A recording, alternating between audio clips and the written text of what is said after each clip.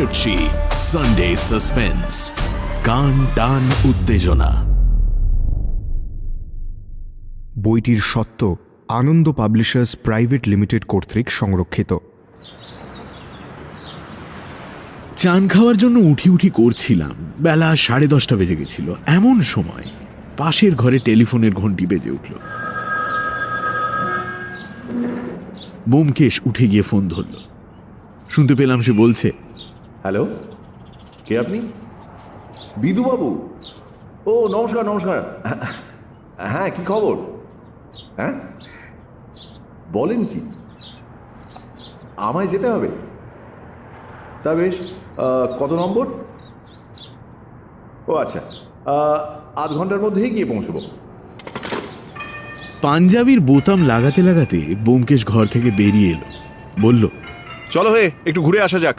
একটা খুন হয়ে গেছে, বিধুবাবু স্মরণ করেছেন। আমি উঠে দাঁড়িয়ে জিজ্ঞেস করলাম, কোন বিধুবাবু? ও ডেপুটি কমিশনার। ব্যোমকেশ হেসে বলল, হ্যাঁ, তিনি। অবশ্য আমার উপর এত দয়া হলো কেন বুঝতে পারছি না। নিজের ইচ্ছে যে ডাকেননি তা তাঁর কথার ভাবেই বেশ বোঝা গেল। বোধহয় ওপর থেকে হুড়ো এসেছে। সানডে সাসপেন্স ক্লাসিক্সে আজ শুনবেন শরদিন্দু বন্দ্যোপাধ্যায়ের লেখা ব্যোমকেশ কাহিনী অর্থমনোর্থম। এই গল্পটি সানডে সাসপেন্সে প্রথম প্রচারিত হয় 18 অগস্ট 2019 সালে। শরদিন্দু বন্দ্যোপাধ্যায়, জন্ম 30 মার্চ 1899 সালে, মৃত্যু 1970 সালের 22 সেপ্টেম্বর। বাংলা সাহিত্যে তিনি ছিলেন এক বহুমুখী প্রতিভা। পাল্লা দিয়ে লিখেছেন একের পর এক সত্যান্বেষী ব্যোমকেশ বক্সীর গল্প, চিত্রনাট্য, অজস্র ছোট গল্প এবং ঐতিহাসিক উপন্যাস। রচনাকাল হিসেবে ব্যোমকেশ সিরিজের প্রথম গল্প পথের কাঁটা, তারপর সীমন্ত হীরা। পাঠকদের সুবিধার জন্য অবশ্য সত্যান্বেষীকেই ব্যোমকেশের প্রথম গল্প বলে ধরা হয়। গল্প উপন্যাস মিলিয়ে শরদিন্দুবাবু ব্যোমকেশকে নিয়ে মোট 32টি কাহিনী রচনা করেন। আমাদের আজকের গল্প অর্থমনোর্থম আমরা নিয়েছি আনন্দ পাবলিশার্স থেকে প্রকাশিত শরদিন্দু অমনিবাস প্রথম খণ্ড থেকে। গল্পটি প্রথম প্রকাশিত হয় 6 অঘ্রাণ 1933 সালে।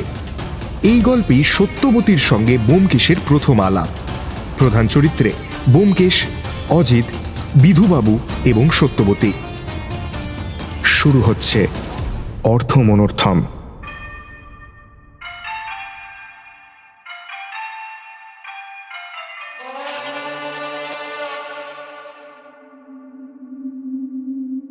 পুলিশের ডেপুটি কমিশনার বিধুবাবুর সঙ্গে কাজের সূত্রে আমাদের আলাপ হয়েছিল। তিনি বেশ মুরব্বি গোছের লোক ছিলেন। দেখা হলেই গম্ভীরভাবে ব্যোমকেশকে অনেক সদুপদেশ দিতেন। ব্যোমকেশ যে বুদ্ধি ও কর্মদক্ষতায় তার থেকে অনেকটাই ছোট, এই কথাটা ঘুরিয়ে ফিরিয়ে নানাভাবে প্রকাশ করার চেষ্টা করতেন। ব্যোমকেশ অত্যন্ত বিনীতভাবে তাঁর লেকচারগুলো শুনত ও মনে মনে হাসত। বিধুবাবু নিজের গুণ বর্ণনা করতে করতে অনেক সময় পুলিশের অনেক গূঢ় খবর প্রকাশ করে ফেলতেন। তাই পুলিশ সংক্রান্ত কোনো খবরের প্রয়োজন হলেই ব্যোমকেশ তার সামনে গিয়ে উপস্থিত হয়ে এক দফার লেকচার শুনে আসত। কম বয়সে বোধ হয় বিধুবাবু একেবারে নির্বোধ ছিলেন না। বিশেষত এই বয়স পর্যন্ত তাঁর অসাধারণ ধৈর্য ও কর্মোৎসাহ ছিল। কিন্তু পুলিশ আইনের কলে পড়ে তাঁর বুদ্ধিটা যন্ত্রের মতো হয়ে গেছে। সহকর্মীরা আড়ালে তাকে বুদ্ধুবাবু বলে ডাকত। যাই হোক, তাড়াতাড়ি কিছু জলখাবার খেয়ে নিয়ে আমরা দুজনে বেরোলাম। বাসে যথাস্থানে পৌঁছতে মিনিট 20 মতো সময় লাগলো। জায়গাটা শহরের উত্তরে, ভদ্র বাঙালি পল্লীর কেন্দ্রস্থল। নম্বর খুঁজতে খুঁজতে চোখে পড়ল একটি বাড়ির দরজায় দুজন লাল পাগড়ি দাঁড়িয়ে সতর্কভাবে গোঁফে চাড়া দিচ্ছে। বুঝলাম এই বাড়িটি ঘটনাস্থল। ব্যোমকেশের নাম শুনে কনস্টেবল পথ ছেড়ে দাঁড়ালো। আমরা প্রবেশ করলাম। বাইরে থেকে দেখলে দোতলা বাড়িটা ছোট বলে মনে হয়, কিন্তু ভেতরে বেশ সুপ্রশস্ত, মানে অবস্থাপন্ন লোকের বাড়ি বলে মনে হয়। বাড়িতে প্রবেশ করেই সামনের খোলা দালানে বড় বড় টবে বাহারের তাল গাছ সাজানো রয়েছে চোখে পড়ল। একটা প্রকাণ্ড কাঁচের পাত্রে লাল মাছ খেলা করছে। দালানের 3 ধারে বারান্দা যুক্ত কয়েকটা ঘর। প্রবেশদ্বারের সামনে দালানের অপর প্রান্তে উপরে উঠবার দুমুখো সিঁড়ি। ডান ধারের একটা ঘরে অনেক লোক গিসগিস করছে দেখে আমরা সেই দিকেই গেলাম। দেখলাম ঘরের মাঝখানে টেবিলের সামনে স্থূলকায় পাকা গোঁফ বিধুবাবু ভুরু কুচকে বসে আছে।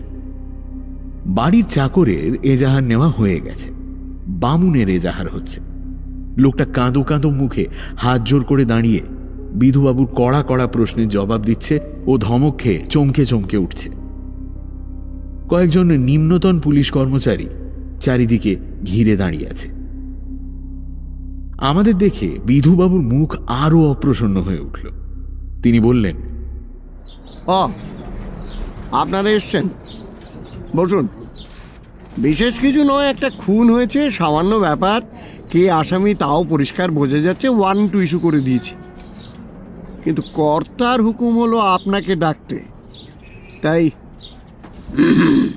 কর্তার ইচ্ছে কর্ম তো। আপনিও দেখুন, যদিও দেখবার কিছুই নেই। ব্যোমকেশ বলল, আপনি স্বয়ং যে কাজে রয়েছেন তাতে আমার থাকা না থাকা সমান। যাই হোক, কমিশনার সাহেব যখন হুকুম দিয়েছেন তখন আপনার সহকারী হিসেবে আমি না হয় থাকবো, কিন্তু ব্যাপারটা কি বলুন তো, কে খুন হয়েছে? হ্যাঁ, এই বাড়ির কর্তা করালিবাবু গত রাত্রে ঘুমন্ত অবস্থায় খুন হয়েছেন। মৃত্যুর ধরনটা একটু নতুন গোছের, তাই সাহেব একেবারে ঘাবড়ে গেছেন, বুঝলেন। আসলে ব্যাপারটা খুব সহজ। করালিবাবুর এক ভাগ্নে মতিলাল, সেই এই কাজ করেছে, আর করেই মশাই ফেরার হয়েছে। গোড়া থেকেই সমস্ত কথা না বললে আমার মতো লোকের বুঝে ওঠা সম্ভব নয়। বিধুবাবু, দয়া করে একটু খোলসাভাবে বলবেন কি? একটু বসুন না, বসুন। এই লোকটার এজাহারটা শেষ করে নি, তারপর সব কথা মশাই আপনাকে বুঝিয়ে বলবো। রান্নার বামুন তখনও দাঁড়িয়ে কাঁপছিল। বিধুবাবু তাকে প্রচণ্ড এক ধমক দিয়ে বললেন, এই, সাবধান, বুঝে সুঝে কথা বলবে। মিথ্যে কথা একটি বলেছ কি সঙ্গে সঙ্গে হাতে হাত করা, বুঝলে? কাল রাত্রে তুমি মতিলাল বাবুকে কখন বাড়ি থেকে বেরিয়ে যেতে দেখেছিলে? আগে ঘড়ি তো দেখিনি, ওই বোধহয় একটা কি দুটো হবে। এই, ঠিক ঠিক করে বলো, একটা না দুটো? আগে 12টা। আবার 5 রকম কথা, ঠিক বলো। 12টা না একটা না দুটো? আগে 12টা। দারোগা ক্ষিপ্র হস্তে জবানবন্দি লিখে নিতে লাগলো। তিনি চোরের মতো পা টিপে টিপে বেরিয়ে গেলেন, তাই তো? আগে হ্যাঁ, তিনি প্রায় রোজ রাত্রিরেই বাড়ি থাকেন না। আবার বাজে কথা। যা জিজ্ঞেস করছি তার উত্তর দাও। মতিলাল বাবুকে তুমি ওপর থেকে নেমে আসতে দেখেছিলে? আগে না হুজুর, তিনি যখন ওই সদর দরজা দিয়ে বেরিয়ে যান না, তখন দেখেছিলাম। হ্যাঁ হ্যাঁ। ওপর থেকে নামতে দেখোনি তো? তুমি তখন কোথায় ছিলে? আগে আমি ওই মানে সত্যি কথা বলো, তুমি তখন কোথায় ছিলে?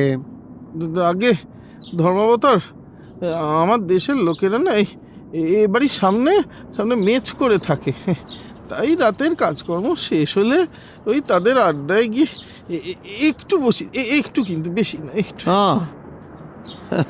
বুঝলাম, তুমি তখন আড্ডায় বসে গাঁজায় দম দিচ্ছিলে? হ্যাঁ না আগে, উফ, না না না। সদর দরজা তাহলে খোলা ছিল? আগে হ্যাঁ। তাহলে রাত্রিরে বাড়িতে কারা আসা যাওয়া করছিল? আগে আর কেউ বাড়ি থেকে বেরোননি। তুমি কখন বাড়ি ফিরলে? ওই মতিবাবু চলে যাওয়ার আধ ঘন্টা পরেই আমি বাড়িতে এসে দরজা বন্ধ করে দিলাম। ওই সুকুমারবাবু ঠিক তার আগেই ফিরে এলেন। সুকুমার বাবু কোত্থেকে ফিরে এসেছিলেন? তা জানি না হুজুর, তা তো জানি না। তিনি কখন ফিরেছিলেন? মতিবাবু বেরিয়ে যাবার মিনিট 20-25 পর। হ্যাঁ, সত্যি বলছি। তুমি যেতে পারো, দরকার হলে আবার তোমার এজাহার হবে। ধর্মপাত, পেন নাম ধর্মপাত। বামুন ঠাকুর প্রণাম করে পালালো। বিধুবাবু তখন ঘর থেকে অন্য পুলিশ কর্মচারীদের সরে যেতে বললেন। ঘরে কেবল আমি আর ব্যোমকেশ রইলাম। বিধুবাবু আমাদের দিকে ফিরে বললেন, দেখলেন তো, একজনকে জেরা করি সব কথা কিরম বেরিয়ে পড়লো।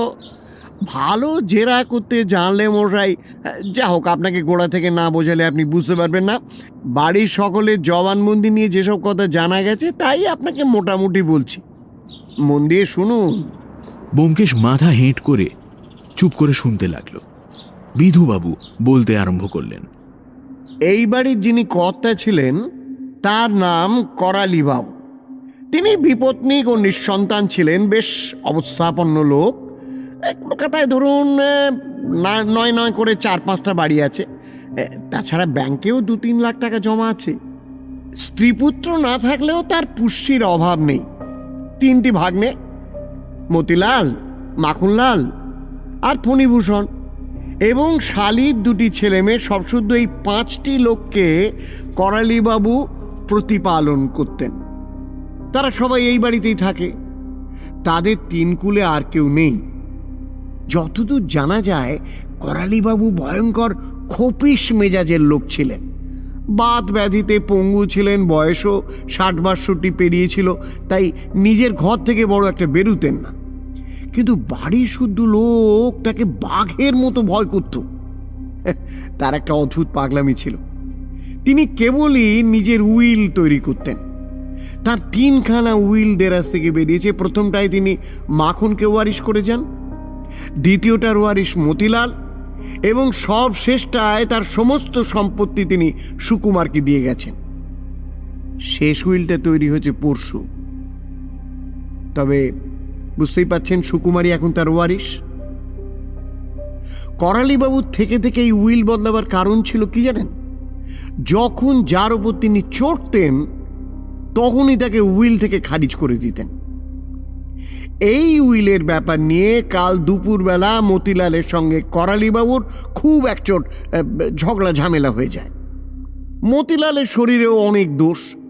সে তাকে ঘাটের মরা, 72-এর বুড়ো এইসব গালাগাল দিয়ে চলে আসে। তারপর রাত্রি প্রায় 12টার সময় মতিলাল চুপি চুপি বাড়ি থেকে পালায়। বামুন এবং চাকর দুজনেই তাকে পালাতে দেখেছে। আজ সকালবেলা দেখা গেল করালিবাবু তার বিছানায় মরে পড়ে আছেন। কি করে মৃত্যু হলো? কি করে মৃত্যু হলো এটা প্রথমটা কেউ বুঝতে পারেনি।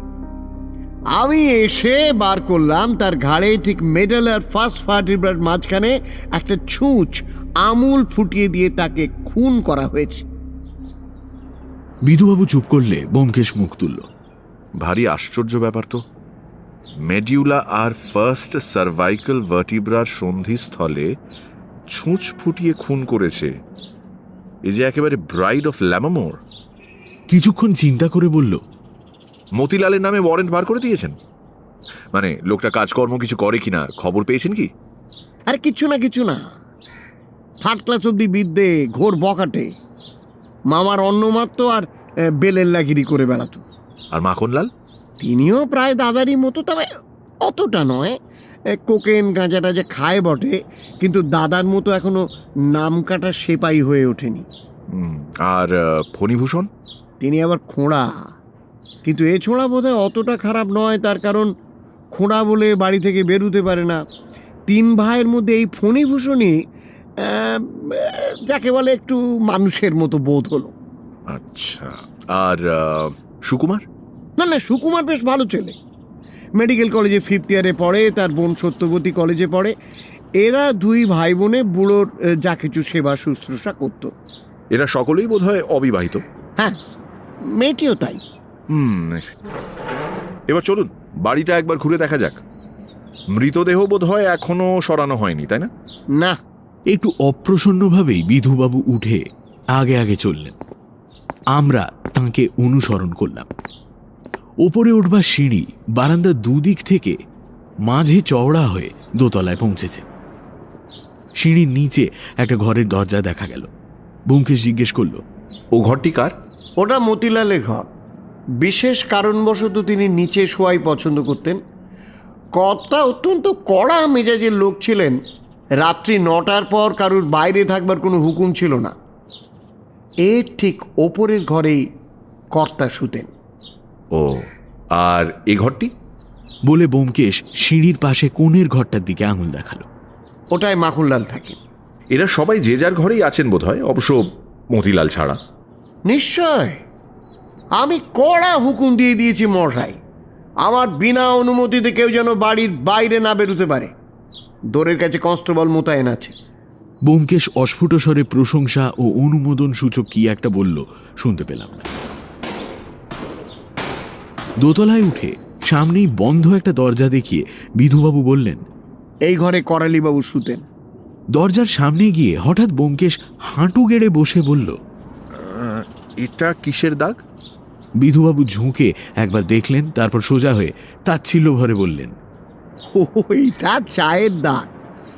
প্রত্যহ সকালে ওই মেয়েটি সত্যবতী চা তৈরি করে এনে করালিবাবুকে ডাকতো। আজ সকালে সাড়া না পেয়ে ঘরে ঢুকে দেখলো তিনি মরে পড়ে আছেন। সেই সময় বোধহয় পেয়ালা থেকে চা চলকে পড়েছিল।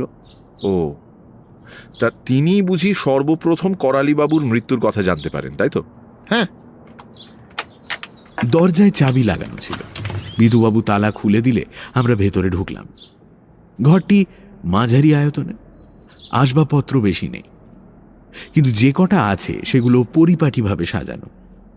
মেঝে মির্জাপুরি কার্পেট পাতা, ঘরের মাঝখানে কাজ করা টেবিল ক্লথে ঢাকা ছোট টিপাই, এক কোণে একটা আলনা, তাতে কোঁচানো থান ও জামা গোছানো রয়েছে। জুতোগুলি নিচে বার্নিশ করা অবস্থায় সাজানো রয়েছে। ঘরের বাঁ দিকের কোণে একটা খাট, খাটের ওপর চাদর ঢাকা একটা জিনিস রয়েছে। দেখলে মনে হয় যেন কেউ পাশ ফিরে চাদর মুড়ি দিয়ে ঘুমোচ্ছে। খাটের পাশে একটা টেবিল, তার উপর কয়েকটি ওষুধের শিশি ও মেজার গ্লাস সারি দিয়ে সাজানো রয়েছে।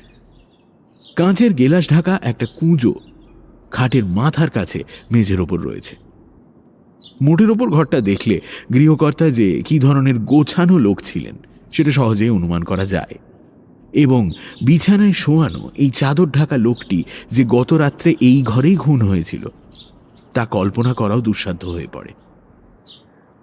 টিপাইয়ের ওপর এক পেয়ালা না খাওয়া চা তখনও পড়েছিল।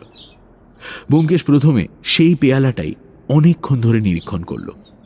শেষে মৃদু স্বরে কতকটা নিজ মনেই বলল, পেয়ালার অর্ধেক চা চলকে পিরিচে পড়েছে, পেয়ালাটা অর্ধেক খালি, পিরিচটা ভরা। কেন? বিধুবাবু অধীরভাবে মুখে একটা শব্দ করে বললেন, আহা, সে কথা তো আগেই বলেছি আপনাকে। মেয়েটি শুনেছি, কিন্তু কেন? বিধুবাবু এই অর্থহীন প্রশ্নের জবাব দেওয়ার প্রয়োজন মনে করলেন না। বিরক্ত মুখে জানলার সামনে গিয়ে দাঁড়ালেন। ব্যোমকেশ সন্তর্পণে চায়ের পেয়ালাটা তুলে নিল। চায়ের ওপর সর পড়েছিল। চামচ দিয়ে চাটা গুলিয়ে নিয়ে সে আস্তে আস্তে এক চামচ চা মুখে দিল। তারপর পেয়ালাটা যথাস্থানে রেখে দিয়ে মুখ মুছে খাটের পাশে গিয়ে দাঁড়ালো।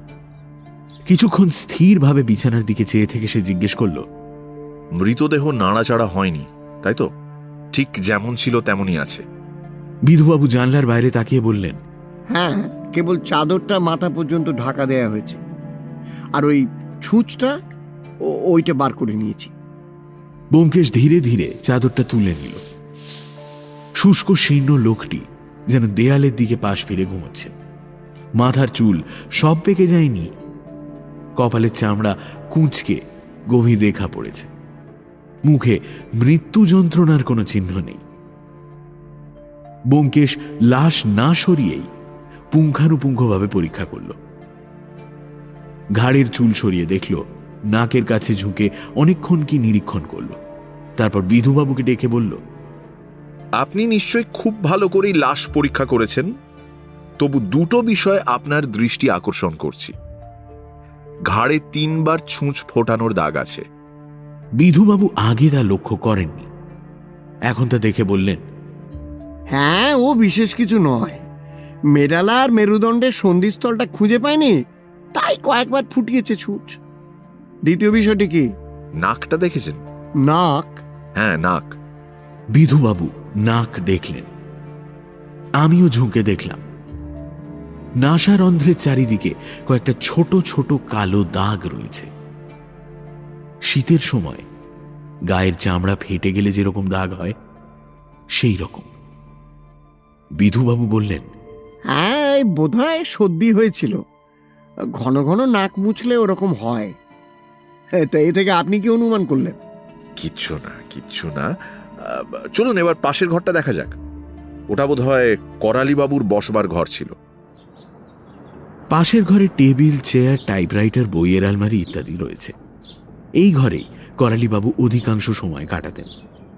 বিধুবাবু টেবিলের দেরাজের দিকে আঙুল দেখিয়ে বললেন, এই দেরাজেই তার উইলগুলো পাওয়া গেছে। ব্যোমকেশ এই ঘরটাও ভালো করে পরীক্ষা করল, কিন্তু কিছু পাওয়া গেল না। দেরাজে অন্য কোনো কাগজপত্র ছিল না। ঘরের অপর দিকে ছোট একটা গোসলখানা।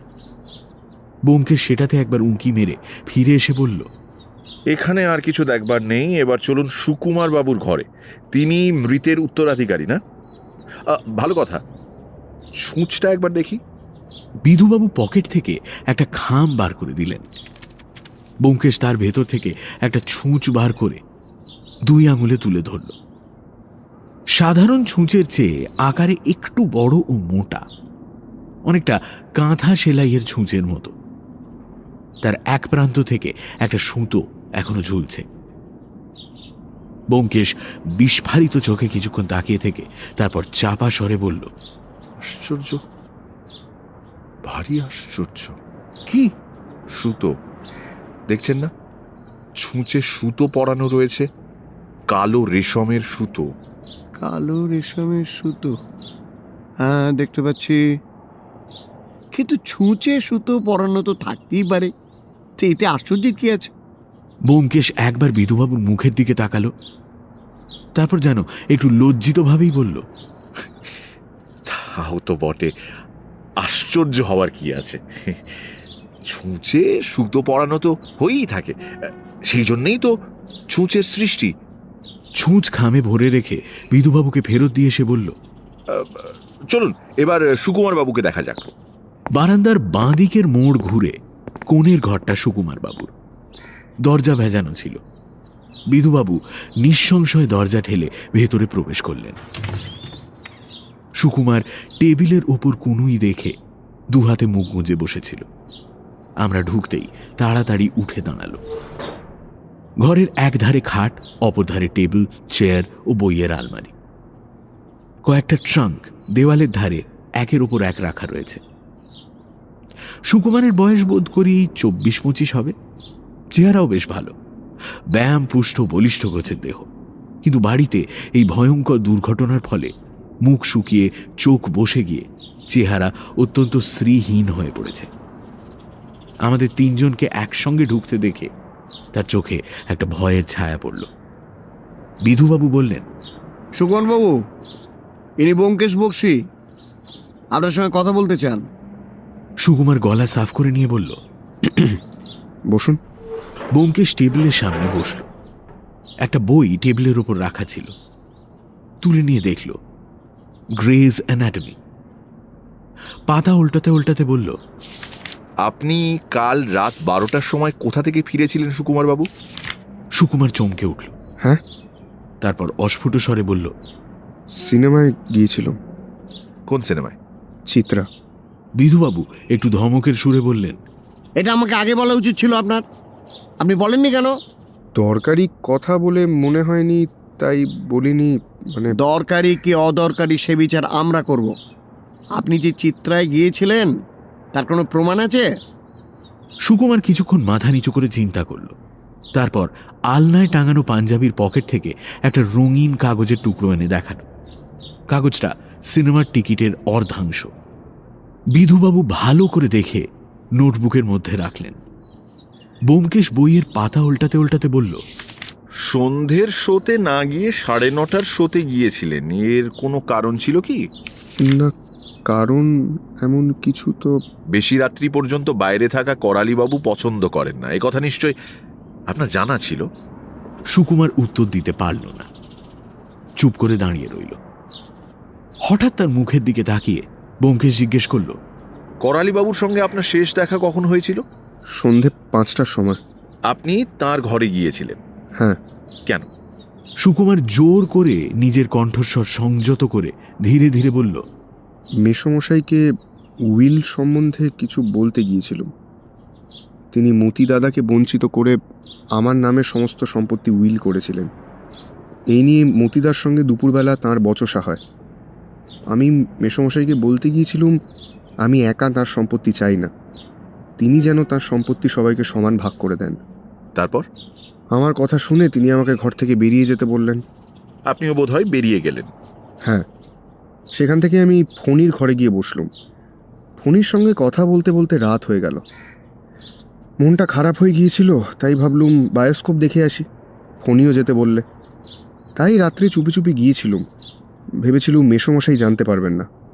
সুকুমারের কৈফিয়ত শুনে যে বিধুবাবু সম্পূর্ণভাবে সন্তুষ্ট হয়েছেন তা বোঝা গেল। ব্যোমকেশের মুখ কিন্তু নির্বিকার হয়েই রইল। ব্যোমকেশ উঠে দাঁড়িয়ে বলল, চলুন এবার এর ভগিনীর ঘরটা একবার। চলুন, কিন্তু অযথা একটি মেয়েকে উত্ত্যক্ত করবার তো কোনো দরকার ছিল না। সে তো কিছু জানে না। তাকে যা জিজ্ঞেস করবার আমি তো জিজ্ঞেস করে নিয়েছি। সে তো নিশ্চয়ই, তবু একবার মানে। বারান্দা যেখানে মোড় ফিরেছে সেই কোণের ওপর মেয়েটির ঘর। বিধুবাবু গিয়ে দরজায় টোকা মারলেন। আধ মিনিট পরে একটি 17-18 বছর বয়সের মেয়ে দরজা খুলে আমাদের দেখে দরজার পাশে সরে দাঁড়ালো। আমরা ঘরে ঢুকলাম। সুকুমারও আমাদের পেছনে পেছনে আসছিল। সে গিয়ে ক্লান্তভাবে বিছানায় বসে পড়ল। ঘরে ঢোকবার সময় মেয়েটিকে একবার দেখে নিয়েছিলাম। গায়ের রং ময়লা, লম্বা রোগা গোছে চেহারা, কেঁদে কেঁদে চোখ দুটো লাল হয়ে উঠেছে, মুখটাও একটু ফুলেছে। সুতরাং সে সুশ্রী কি কুশ্রী তা বোঝবার উপায় নেই। মাথার চুল রুক্ষ। এই শোকে অবসন্ন মেয়েটিকে জেরা করার নিষ্ঠুরতার জন্য মনে মনে ব্যোমকেশের ওপর রাগ হচ্ছিল, কিন্তু তার কুণ্ঠার আড়ালে যে একটা দৃঢ় সংকল্পিত উদ্দেশ্য রয়েছে তাও বুঝতে পারছিলাম।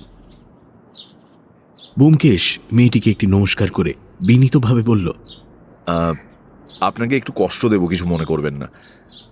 এরকম একটা ভয়ানক দুর্ঘটনা যখন বাড়িতে হয়ে যায় তখন বোঝার ওপর শাকের আঁটির মতো পুলিশের ছোটখাটো উৎপাতও সহ্য করতে হয়। বিধুবাবু ফোঁস করে উঠলেন।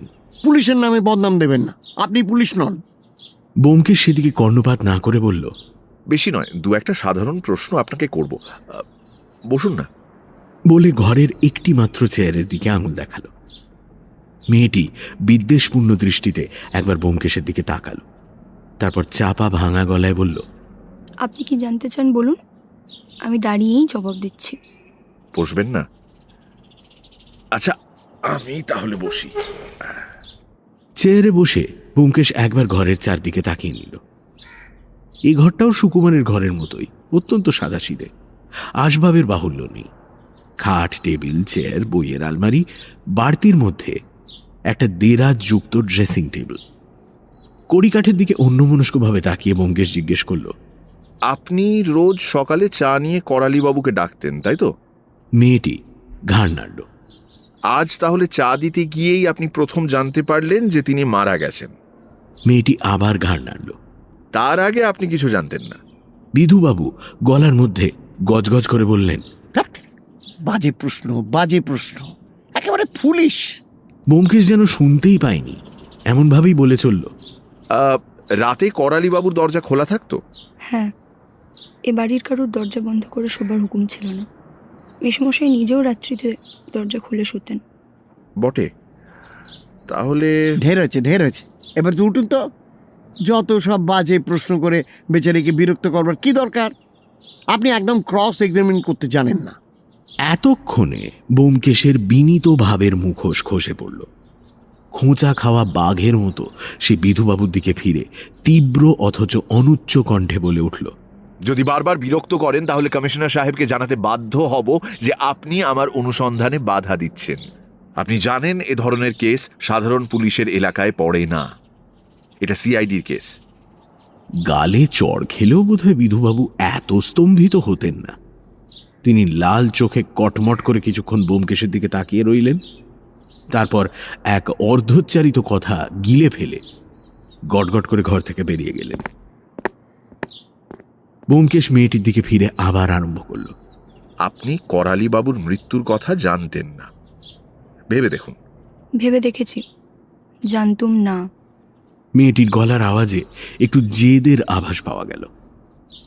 ব্যোমকেশ কিছুক্ষণ ভুরু কুচকে চুপ করে রইল, তারপর বলল, যাক, এখন আরেকটা কথা বলুন তো, করালি বাবু চায়ে ক চামচ চিনি খেতেন? চিনি? মেসমশাই চায় একটু বেশিই চিনি খেতেন, 3-4 চামচ দিতে হতো। তবে আজ তার চায়ে আপনি চিনি দেননি কেন? মেয়েটির মুখ একেবারে ছাইয়ের মতো হয়ে গেল। ত্রাস বিস্ফারিত চোখে সে একবার চারিদিকে তাকালো, তারপর ঠোঁট চেপে অতি কষ্টে নিজেকে সম্বরণ করে বলল, বোধহয় মনে ছিল না। কাল থেকে আমার শরীরটা আসলে ভালো নেই, তাই। কাল কলেজে গিয়েছিলেন? হ্যাঁ। অলসভাবে চেয়ার ছেড়ে উঠে ব্যোমকেশ ধীরে ধীরে বলল, সব কথা খুলে বললে আমাদের অনেক সুবিধে হয়, আপনাদেরও হয়তো সুবিধে হতে পারে। মেয়েটি ঠোঁট টিপে দাঁড়িয়ে রইল, উত্তর দিল না। ব্যোমকেশ আবার বলল, আমাকে সব কথা বলবেন কি? আমি আর কিছু জানি না। ব্যোমকেশ একটা নিঃশ্বাস ফেলল। এতক্ষণ সে টেবিলের ওপর রাখা একটা সেলাইয়ের বাক্সের দিকে তাকিয়ে কথা বলছিল। এবার টেবিলের কাছে গিয়ে দাঁড়ালো, বাক্সটার দিকে আঙুল দেখিয়ে বলল, এটা আপনার বোধ হয়। হ্যাঁ। বাক্সটা ব্যোমকেশ খুলল। বাক্সের মধ্যে একটি অসমাপ্ত টেবিল ক্লথ ও নানান রঙের রেশমি সুতো তাল পাকানো ছিল। সুতোর তালটা তুলে নিয়ে ব্যোমকেশ নিজের মনেই বলতে লাগলো, লাল, বেগুনি, নীল, কালো। কালো। ছুঁচ কই? ছুঁচ? হ্যাঁ, ছুঁচ। ছুঁচ দিয়েই সেলাই করেন নিশ্চয়ই, সেই ছুঁচ কোথায়? মেয়েটি কি বলতে গেল কিন্তু বলতে পারল না। হঠাৎ ফিরে দাদা, দাদা বলে ছুটে গিয়ে সুকুমার যেখানে বসেছিল সেখানে তার কোলের ওপর মাথা রেখে কাঁদতে লাগল। চাপা কান্নার আবেগে তার সমস্ত দেহ কেঁপে উঠতে লাগল। সুকুমার বিউহলের মতো তার মুখটা তুলবার চেষ্টা করতে করতে বলতে লাগলো, সত্য? সত্য? সত্য? সত্য? সত্যবতী মুখ তুলল না, কাঁদতেই থাকে। ব্যোমকেশ তার কাছে গিয়ে খুব নরম সুরে বলল, ভালো করলেন না, আমাকে বলতে পারতেন। আমি পুলিশ নই, শুনেছেন তো? বললে হয়তো আপনাদের সুবিধে হতো। চলো অজিত। ঘর থেকে বেরিয়ে এসে ব্যোমকেশ সন্তর্পণে দরজা ভেজিয়ে দিল। কিছুক্ষণ ভুরু কুচকে দাঁড়িয়ে থেকে হঠাৎ মুখ তুলে বলল, এবার হ্যাঁ, ফণী বাবু, চলো, বোধহয় ওদিকের ঘরটা তাঁর। করালিবাবুর ঘর পার করে বারান্দার অপর প্রান্তের মোড় ঘুরে পাশেই একটা দরজা পড়ে। ব্যোমকেশ সেই দরজায় টোকা মারল। একটা 20-22 বছরের ছোকরা দরজা খুলে দিল। ব্যোমকেশ জিজ্ঞেস করল, আপনি ফণী বাবু? হ্যাঁ হ্যাঁ, আসুন আসুন। ফণীর চেহারা দেখেই মনে হয় তার শরীরে কোথাও একটা অসঙ্গতি আছে, কিন্তু চট করে ধরা যায় না। তার দেহ বেশ পুষ্ট, কিন্তু মুখখানা হাড় বের করা। অনেক দিনের চাপা বেদনা যেন অল্প বয়সেই তার মুখকে রেখা চিহ্নিত করে দিয়েছে। আমরা ঘরে প্রবেশ করতেই সে আগে গিয়ে একটা চেয়ারের দিকে আঙুল দেখিয়ে বলল, বসুন বসুন।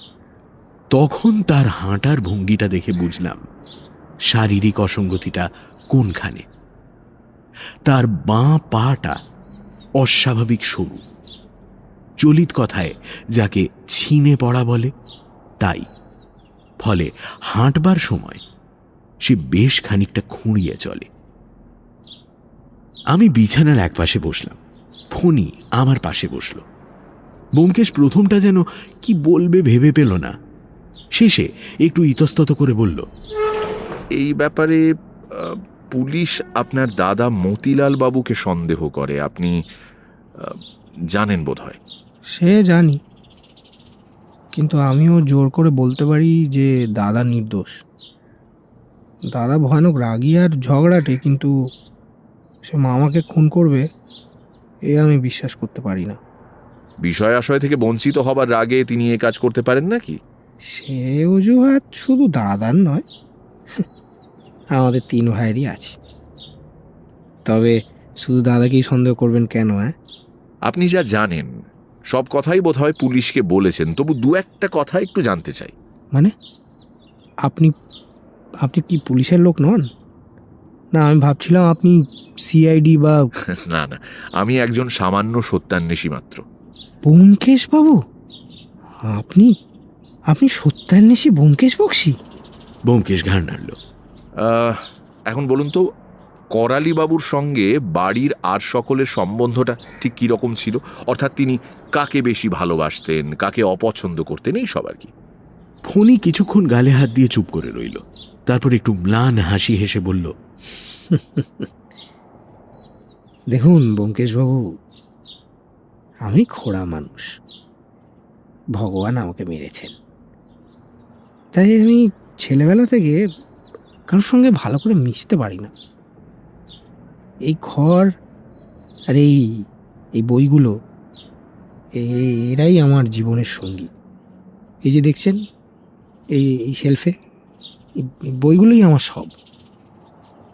মামা যে আমাদের মধ্যে কাকে বেশি ভালোবাসতেন তা নির্ভুলভাবে বলা আমার পক্ষে সম্ভব নয়। তিনি না বড় তিরিক্ষি মেজাজের লোক ছিলেন। তার মনের ভাব মুখের কথায় প্রকাশ পেত না। তবে আঁচে আন্দাজে যতদূর বোঝা যায়, সত্যবতীকেই, হ্যাঁ, সত্যকেই মনে মনে ভালোবাসতেন। আর আপনাকে? আমাকে আমি খোঁড়া অকর্মণ্য বলে হয়তো ভেতরে ভেতরে একটু দয়া করতেন, কিন্তু তার চেয়ে বেশি কিছু। দেখুন, আমি না মৃতের অমর্যাদা করছি না। বিশেষত তিনি আমাদের অন্নদাতা। তিনি আশ্রয় না দিলে আমি তো না খেতে পেয়ে মরে যেতাম। কিন্তু কি বলুন তো, মামার শরীরে প্রকৃত ভালোবাসা বোধহয় ছিল না। তিনি সুকুমার বাবুকে সব সম্পত্তি দিয়ে গেছেন, জানেন বোধহয়। শুনেছি।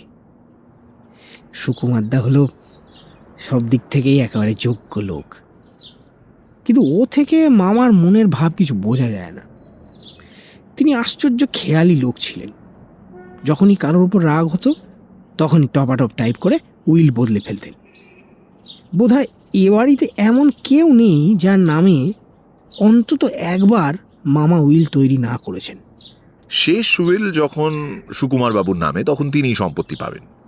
আইনে কি তাই বলে? আমি কিন্তু ঠিক জানি না। আইনে তো তাই বলে। এই অবস্থায় আপনি কি করবেন, কিছু ঠিক করেছেন কি? ফণি চুলের মধ্যে একবার আঙুল চালিয়ে জানলার বাইরে তাকিয়ে বলল,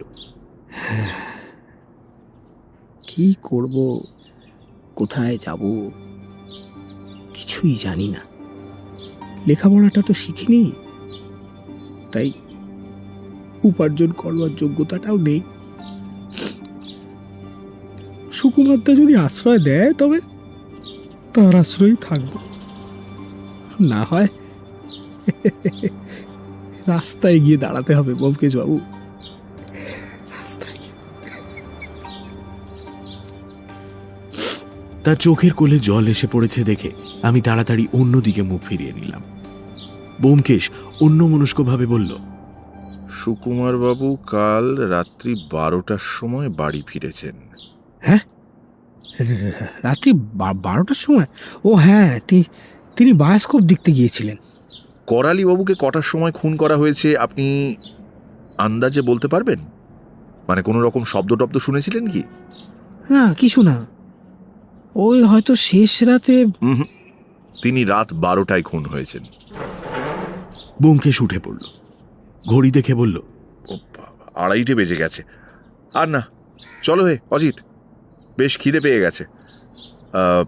আপনাদেরও তো এখনো খাওয়া দাওয়া কিছু হয়নি নাকি?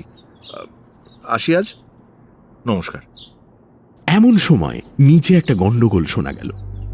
পরক্ষণেই আমাদের ঘরের দরজা সজোরে ঠেলে একজন লোক উত্তেজিতভাবে বলতে বলতে ঢুকলো, ফণি, দাদাকে অ্যারেস্ট করে এনেছে। দাদা, আমাদের দেখেই সে থেমে গেল। ব্যোমকেশ বলল, আপনি মাখন বাবু? মাখন ভয়ে কুঁচকে গেল। আমি কিছু জানি না, আমি কিছু জানি না বলে সবেগে ঘর ছেড়ে পালালো।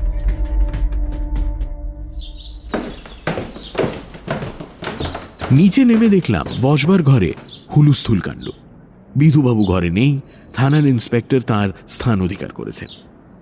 একটা পাগলের মতো চেহারার হাত কড়া পরা লোককে 2জন কনস্টেবল ধরে আছে, আর সে হাউমাউ করে বলছে, মামা খুন হয়েছেন? দোহাই মশাই, আমি কিচ্ছু জানি না। যে দিব্যি গালতে বলছেন গালছি। আমি মাতাল দাতাল লোক, ডালিমের বাড়িতে রাত কাটিয়েছি। ডালিম সাক্ষী আছে। ডালিম। ইন্সপেক্টর বাবুটি সত্যি সত্যিই কাজের লোক। এতক্ষণ নিষ্পৃহভাবে বসেছিলেন। আমাদের দেখে বললেন, আসুন ব্যোমকেশবাবু, ইনি মতিলাল, বিধুবাবুর আসামি। যদি কিছু জিজ্ঞেস করতে চান করতে পারেন। একে কোথায় গ্রেপ্তার করা হলো? যে সাব ইন্সপেক্টর গ্রেপ্তার করেছিল সে বলল, আগে হাড়কাটা গলির এক স্ত্রীলোকের বাড়িতে। মতিলাল আবার বলতে আরম্ভ করলো, ডালিমের বাড়িতে ঘুমোচ্ছিলাম। কোন শালা মিছে কথা বলে আমি আমি আমি কিছু জানি না। আমি মামাকে খুন করিনি। আপনি তো ভোর না হতেই বাড়ি ফিরে আসেন, আজ ফেরেননি কেন? কেন কেন? আমি মদ খেয়েছিলাম। 2 বোতল উইস্কিটের 2 বোতল উইস্কি টেনেছিলাম আমি। ঘুম ভাঙেনি আমার। ব্যোমকেশ ইন্সপেক্টর বাবুর দিকে চেয়ে ঘাড় নাড়ল। তিনি বললেন, নিয়ে যাও, হাজতে রাখবে। আমাকে আমাকে ছেড়ে দিন। আমি মতিলাল চিৎকার করতে করতে স্থানান্তরিত হলো। ব্যোমকেশ বলল, বিধুবাবু কোথায়? তিনি মিনিট 15 হলো বাড়ি গিয়েছেন, আবার 4টের সময় আসবেন হয়তো। আচ্ছা, তাহলে আমরাও উঠি, কাল সকালে আবার আসবো খন। ভালো কথা, বাড়ির ঘরগুলো সব খানা তল্লাশি হয়েছে? করালিবাবুর আর মতিলালের ঘর খানাতল্লাশ হয়েছে। অন্য ঘরগুলো খানাতল্লাশ করা বিধুবাবু দরকার মনে করেননি। তা মতিলালের ঘর থেকে কিছু পাওয়া গেছে? না, কিছুই না। উইলগুলো দেখা হলো না, সেগুলো বোধহয় বিধুবাবু সিল করে রেখে গেছেন। থাক, কাল দেখলেই হবে। আচ্ছা চললুম, ইতিমধ্যে যদি নতুন কিছু জানতে পারেন খবর দেবেন।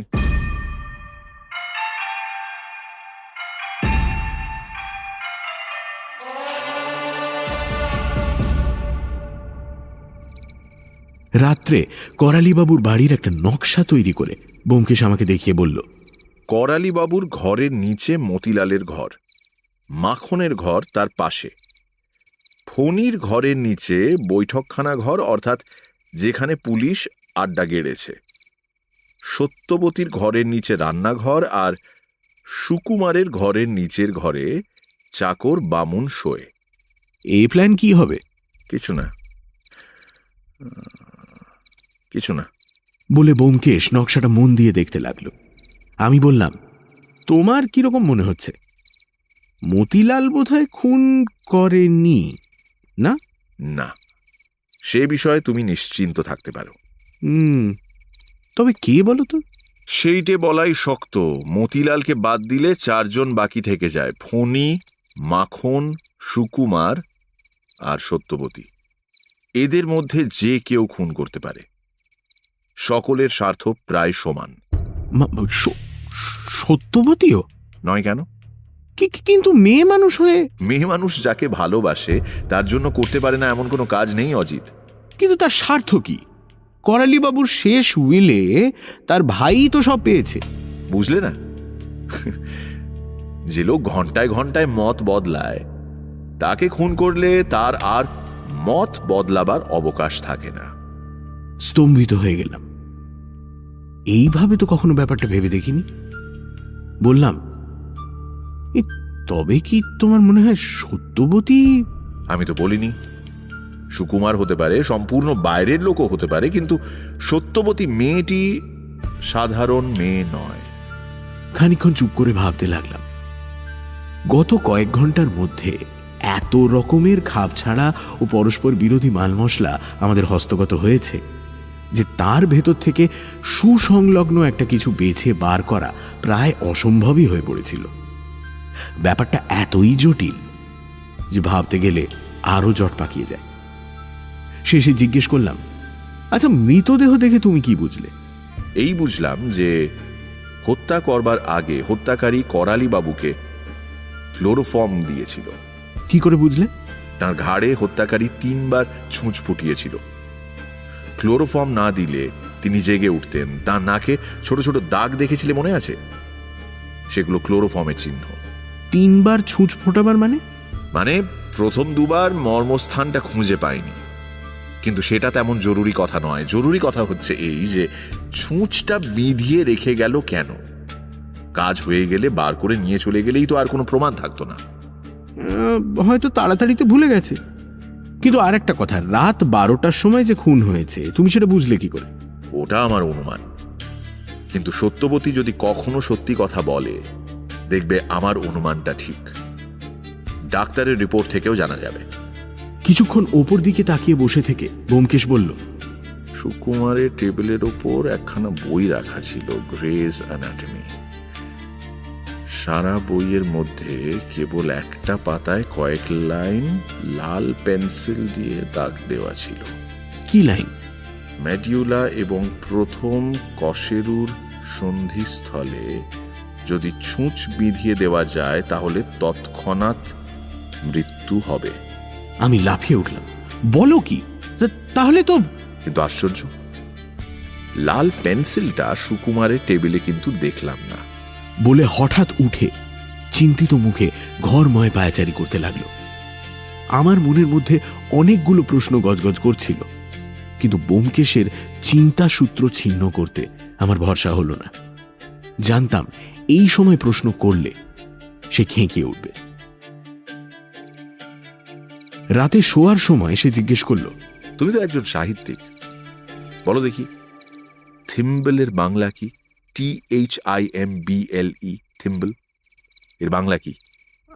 থিম্বল? যা ওই দর্জিরা আঙুলে পরে সেলাই করার সময়। হ্যাঁ হ্যাঁ, থিম্বল। অঙ্গুলি ত্রাণ হতে পারে, কিংবা সূচিবর্ম।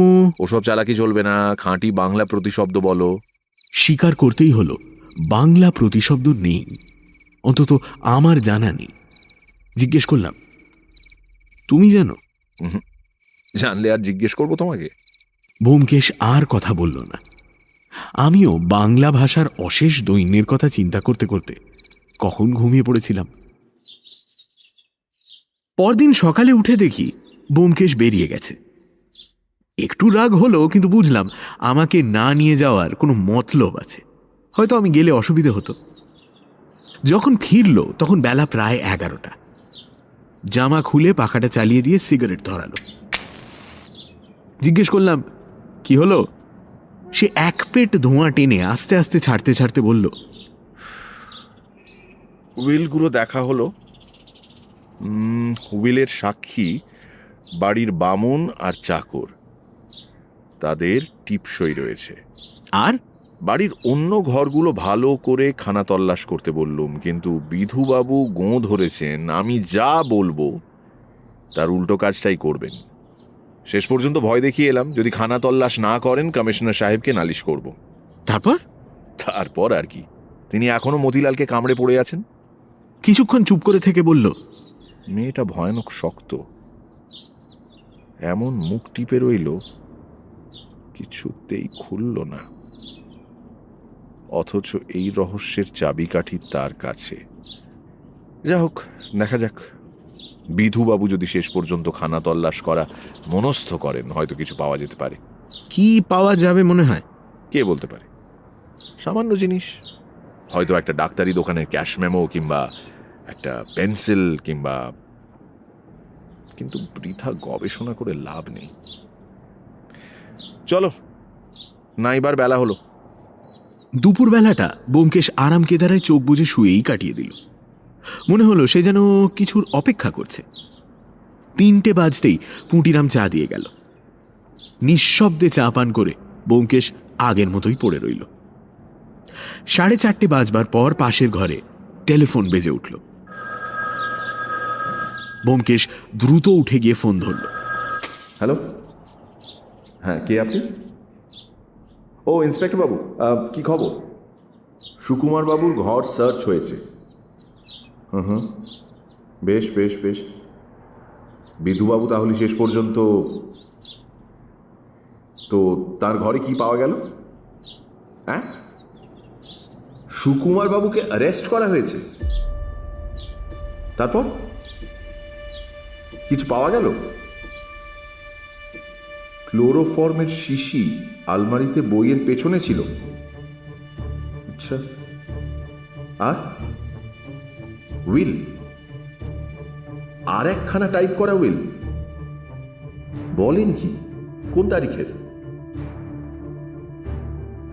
যে রাতে করালি বাবু মারা যান সেই দিন তৈরি? কোথায় ছিল? বাক্সের তলায়। এ উইলে ওয়ারিস কে? ফণী বাবু? হ্যাঁ হ্যাঁ হ্যাঁ, ঠিক বলেছেন। পর্যায়ক্রমে এবার তারই পালা ছিল বটে। সুকুমার বাবুর বোনকে কি গ্রেপ্তার করা হয়েছে? না। ও বুঝেছি। ঘরে আর কিছু পাওয়া যায়নি? যেমন ধরুন একটা লাল পেন্সিল? পাননি? আশ্চর্য। সেলাইয়ের কোনো উপকরণ পাননি? তাই তো। বিধুবাবু আছেন? মতিলালকে খালাস করতে গেছেন। তবু ভালো বিধুবাবুর সুমতি হয়েছে। সুকুমার বাবুর ঘর ছাড়া আর কোন কোন ঘর সার্চ হয়েছে?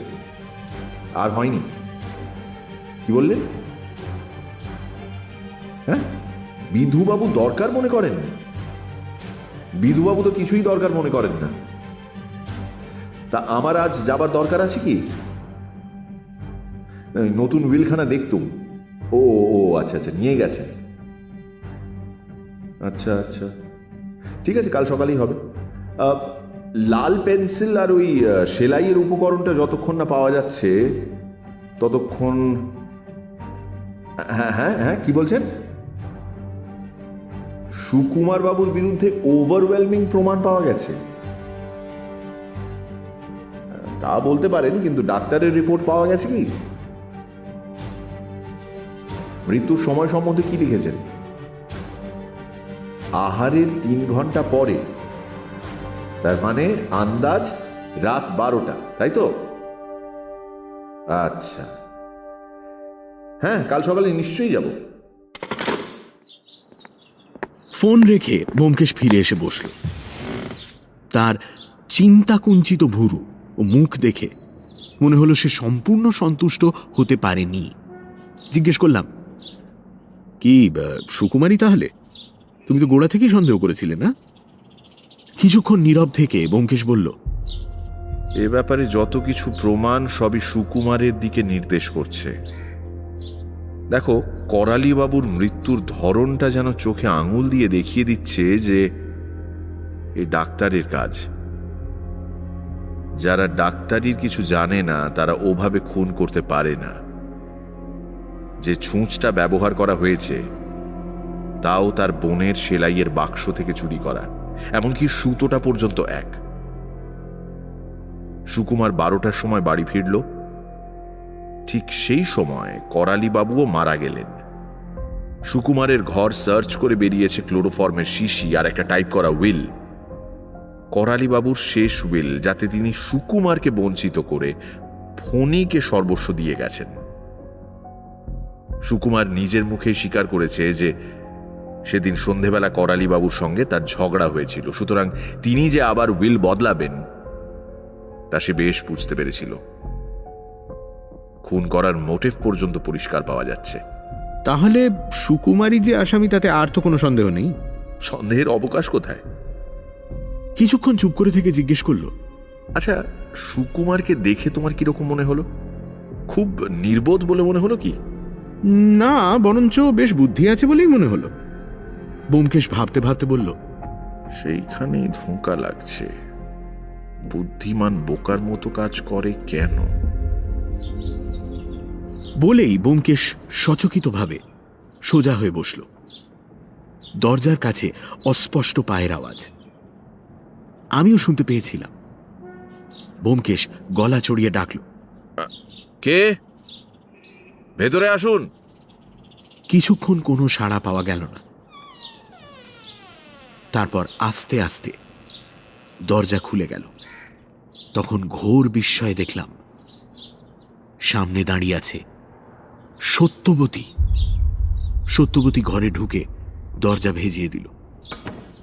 কিছুক্ষণ শক্ত হয়ে দাঁড়িয়ে রইল। তারপর হঠাৎ ঝরঝর করে কেঁদে ফেলে রুদ্ধস্বরে বলল, ব্যোমকেশবাবু, ব্যোমকেশবাবু, আমার দাদাকে আপনি বাঁচান। ব্যোমকেশবাবু, আমার দাদাকে। এই অপ্রত্যাশিত আবির্ভাবে আমি একেবারেই ভ্যাবাচাকা খেয়ে গিয়েছিলাম।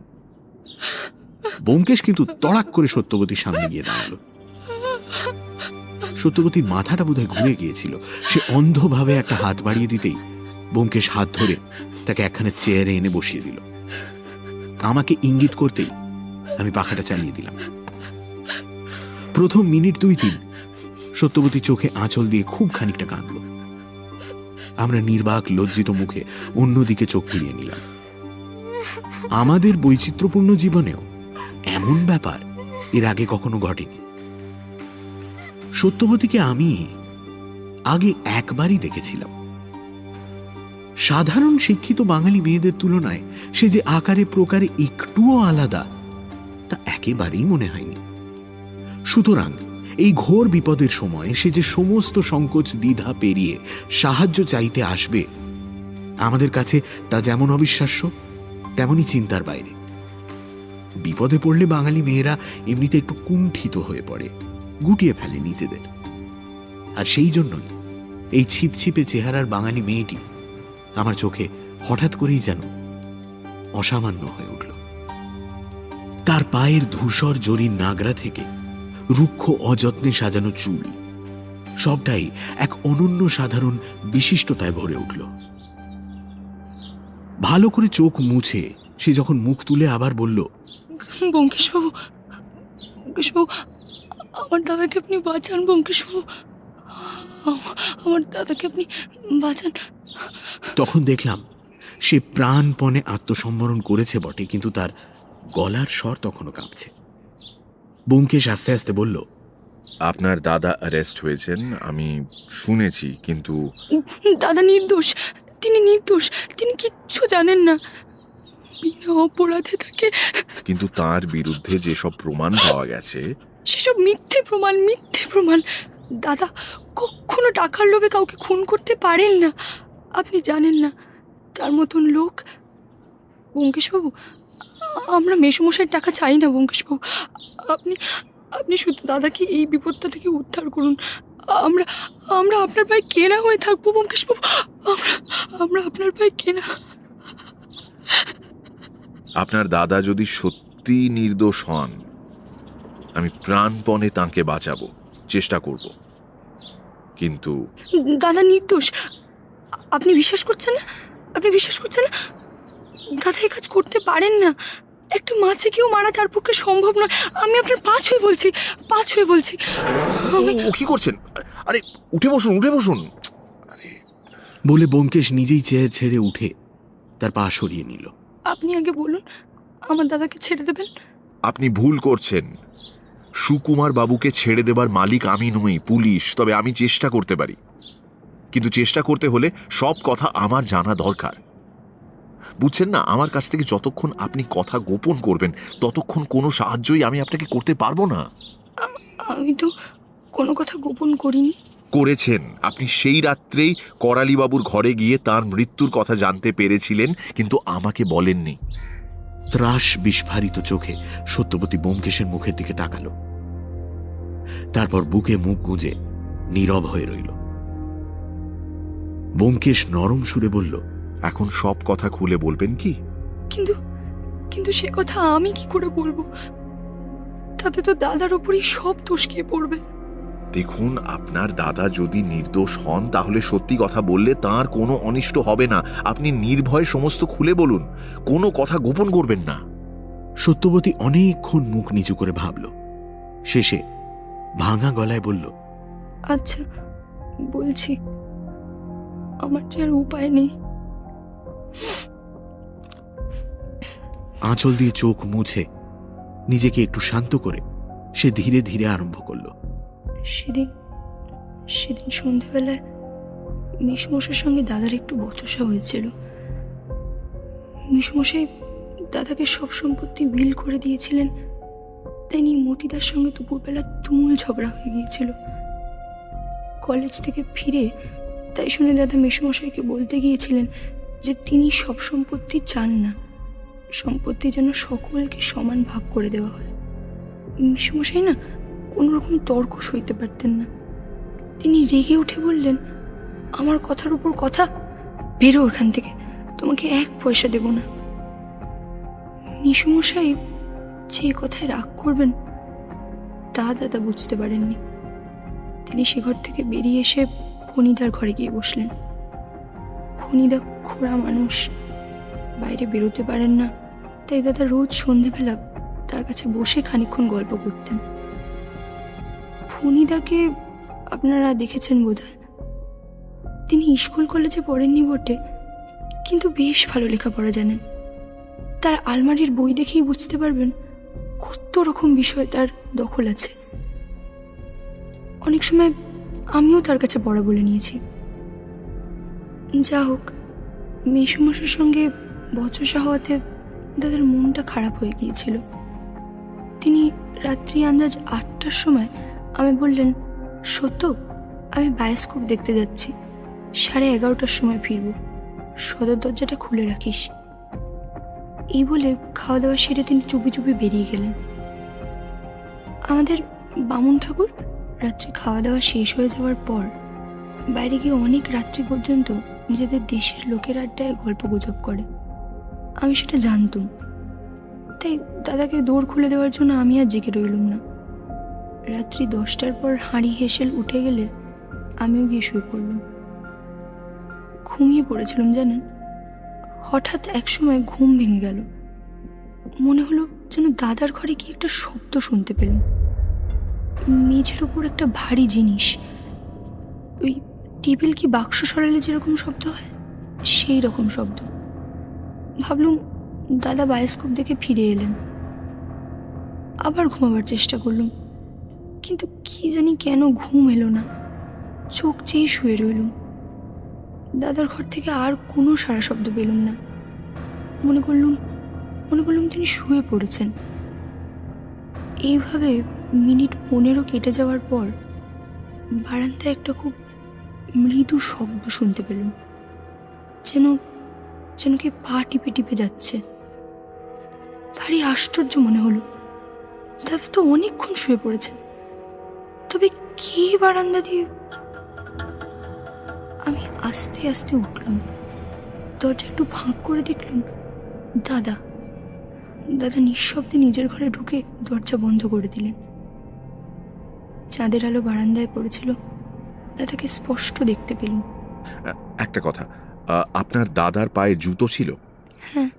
তার হাতে কিছু ছিল? না। কিছু না? মানে একটা কাগজ কিংবা শিশি? না, কিচ্ছু না। তখন কটা বেজেছিল আপনি দেখেছিলেন কি? দেখার দরকার হয়নি, তখন শহরের সব ঘড়িতেই 12টা বাজছিল। তারপর বলে যান। প্রথমটা আমি কিছু বুঝতে পারলাম না জানেন। দাদা 15 মিনিট আগে ফিরে এসেছেন, তার ঘরে আওয়াজ শুনে জানতে পেরেছি। তবে আবার তিনি কোথায় গিয়েছিলেন? হঠাৎ মনে হলো হয়তো মেসমশাইয়ের শরীর খারাপ হয়েছে, তার ঘরেই গিয়েছিলেন। মেসমশাই কখনো কখনো না রাত্রিবেলা বাতের বেদনায় কষ্ট পেতেন, ঘুম হতো না, তখন তাকে ওষুধ খাইয়ে ঘুম বাড়াতে হতো। আমি চুপি চুপি ঘর থেকে বেরিয়ে মেসমশাইয়ের ঘরের দিকে গেলুম। তার ঘরের দোর রাত্রে বরাবরই খোলা থাকে। আমি ঘরে ঢুকলুম। ঘর অন্ধকার, কিন্তু কিন্তু সেই অন্ধকারের মধ্যেও কিরকম একটা গন্ধ নাকে এলো। গন্ধটা যে ঠিক কি তা আমি আপনাকে বোঝাতে পারবো না। তীব্র গন্ধ নয়, অথচ মিষ্টি মিষ্টি গন্ধ। হ্যাঁ, ঠিক বলেছেন, মিষ্টি মিষ্টি গন্ধ। ক্লোরোফর্ম। তারপর দোরের পাশেই সুইচ। আলো জ্বেলে দেখলুম মেসোমশাই খাটে শুয়ে আছেন, ঠিক যেন ঘুমোচ্ছেন। তার শোবার ভঙ্গি দেখে একবারও মনে হয় না যে তিনি, কিন্তু তবু কি জানি কেন আমার বুকের ভেতরটা ধড়ফড় করতে লাগলো। সেই গন্ধটা যেন একটা ভিজে ন্যাকড়ার মতো আমার নিঃশ্বাস বন্ধ করবার উপক্রম করলে। কিছুক্ষণ আমি দরজার কাছে দাঁড়িয়ে রইলুম। মনকে বোঝাবার চেষ্টা করলুম যে ওটা একটা ওষুধের গন্ধ। মেসোমশাই ওষুধ খেয়ে ঘুমিয়ে পড়েছেন, পা কাঁপছিল। তবু সন্তর্পণে তার খাটের পাশে গিয়ে দাঁড়ালুম। ঝুঁকে দেখলুম তার নিঃশ্বাস পড়ছে না। তখন আমার বুকের মধ্যে যে কি হচ্ছে, মনে হচ্ছে এইবারে অজ্ঞান হয়ে পড়ে যাব। বোধহয় মাথাটা ঘুরে উঠেছিল। নিজেকে সামলাবার জন্য আমি মেসোমশাইয়ের বালিশের উপর হাত রাখলাম। হাতটা ঠিক তার ঘাড়ের পাশেই পড়েছিল। একটা কাঁটার মতো কি জিনিস হাতে ফুটলো। দেখলাম একটা ছুঁচ তার ঘাড়ে আমূল বেঁধানো। ছুঁচে তখনও সুতো পরানো রয়েছে। আমি আর সেখানে থাকতে পারলুম না। কিন্তু কি করে যে আলো নিভিয়ে নিজের ঘরে ফিরে এলুম তাও জানি না। যখন ভালো করে চেতনা ফিরে এলো, তখন নিজের বিছানায় বসে ঠক ঠক করে কাঁপছি আর কাঁদছি।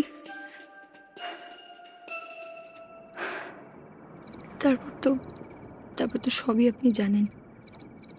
দাদাকে আমি সন্দেহ করিনি। আমি জানি দাদা এ কাজ করতে পারেন না। তবু এই কথা যে কাউকে বলা চলবে না তাও বুঝতে দেরি হলো না।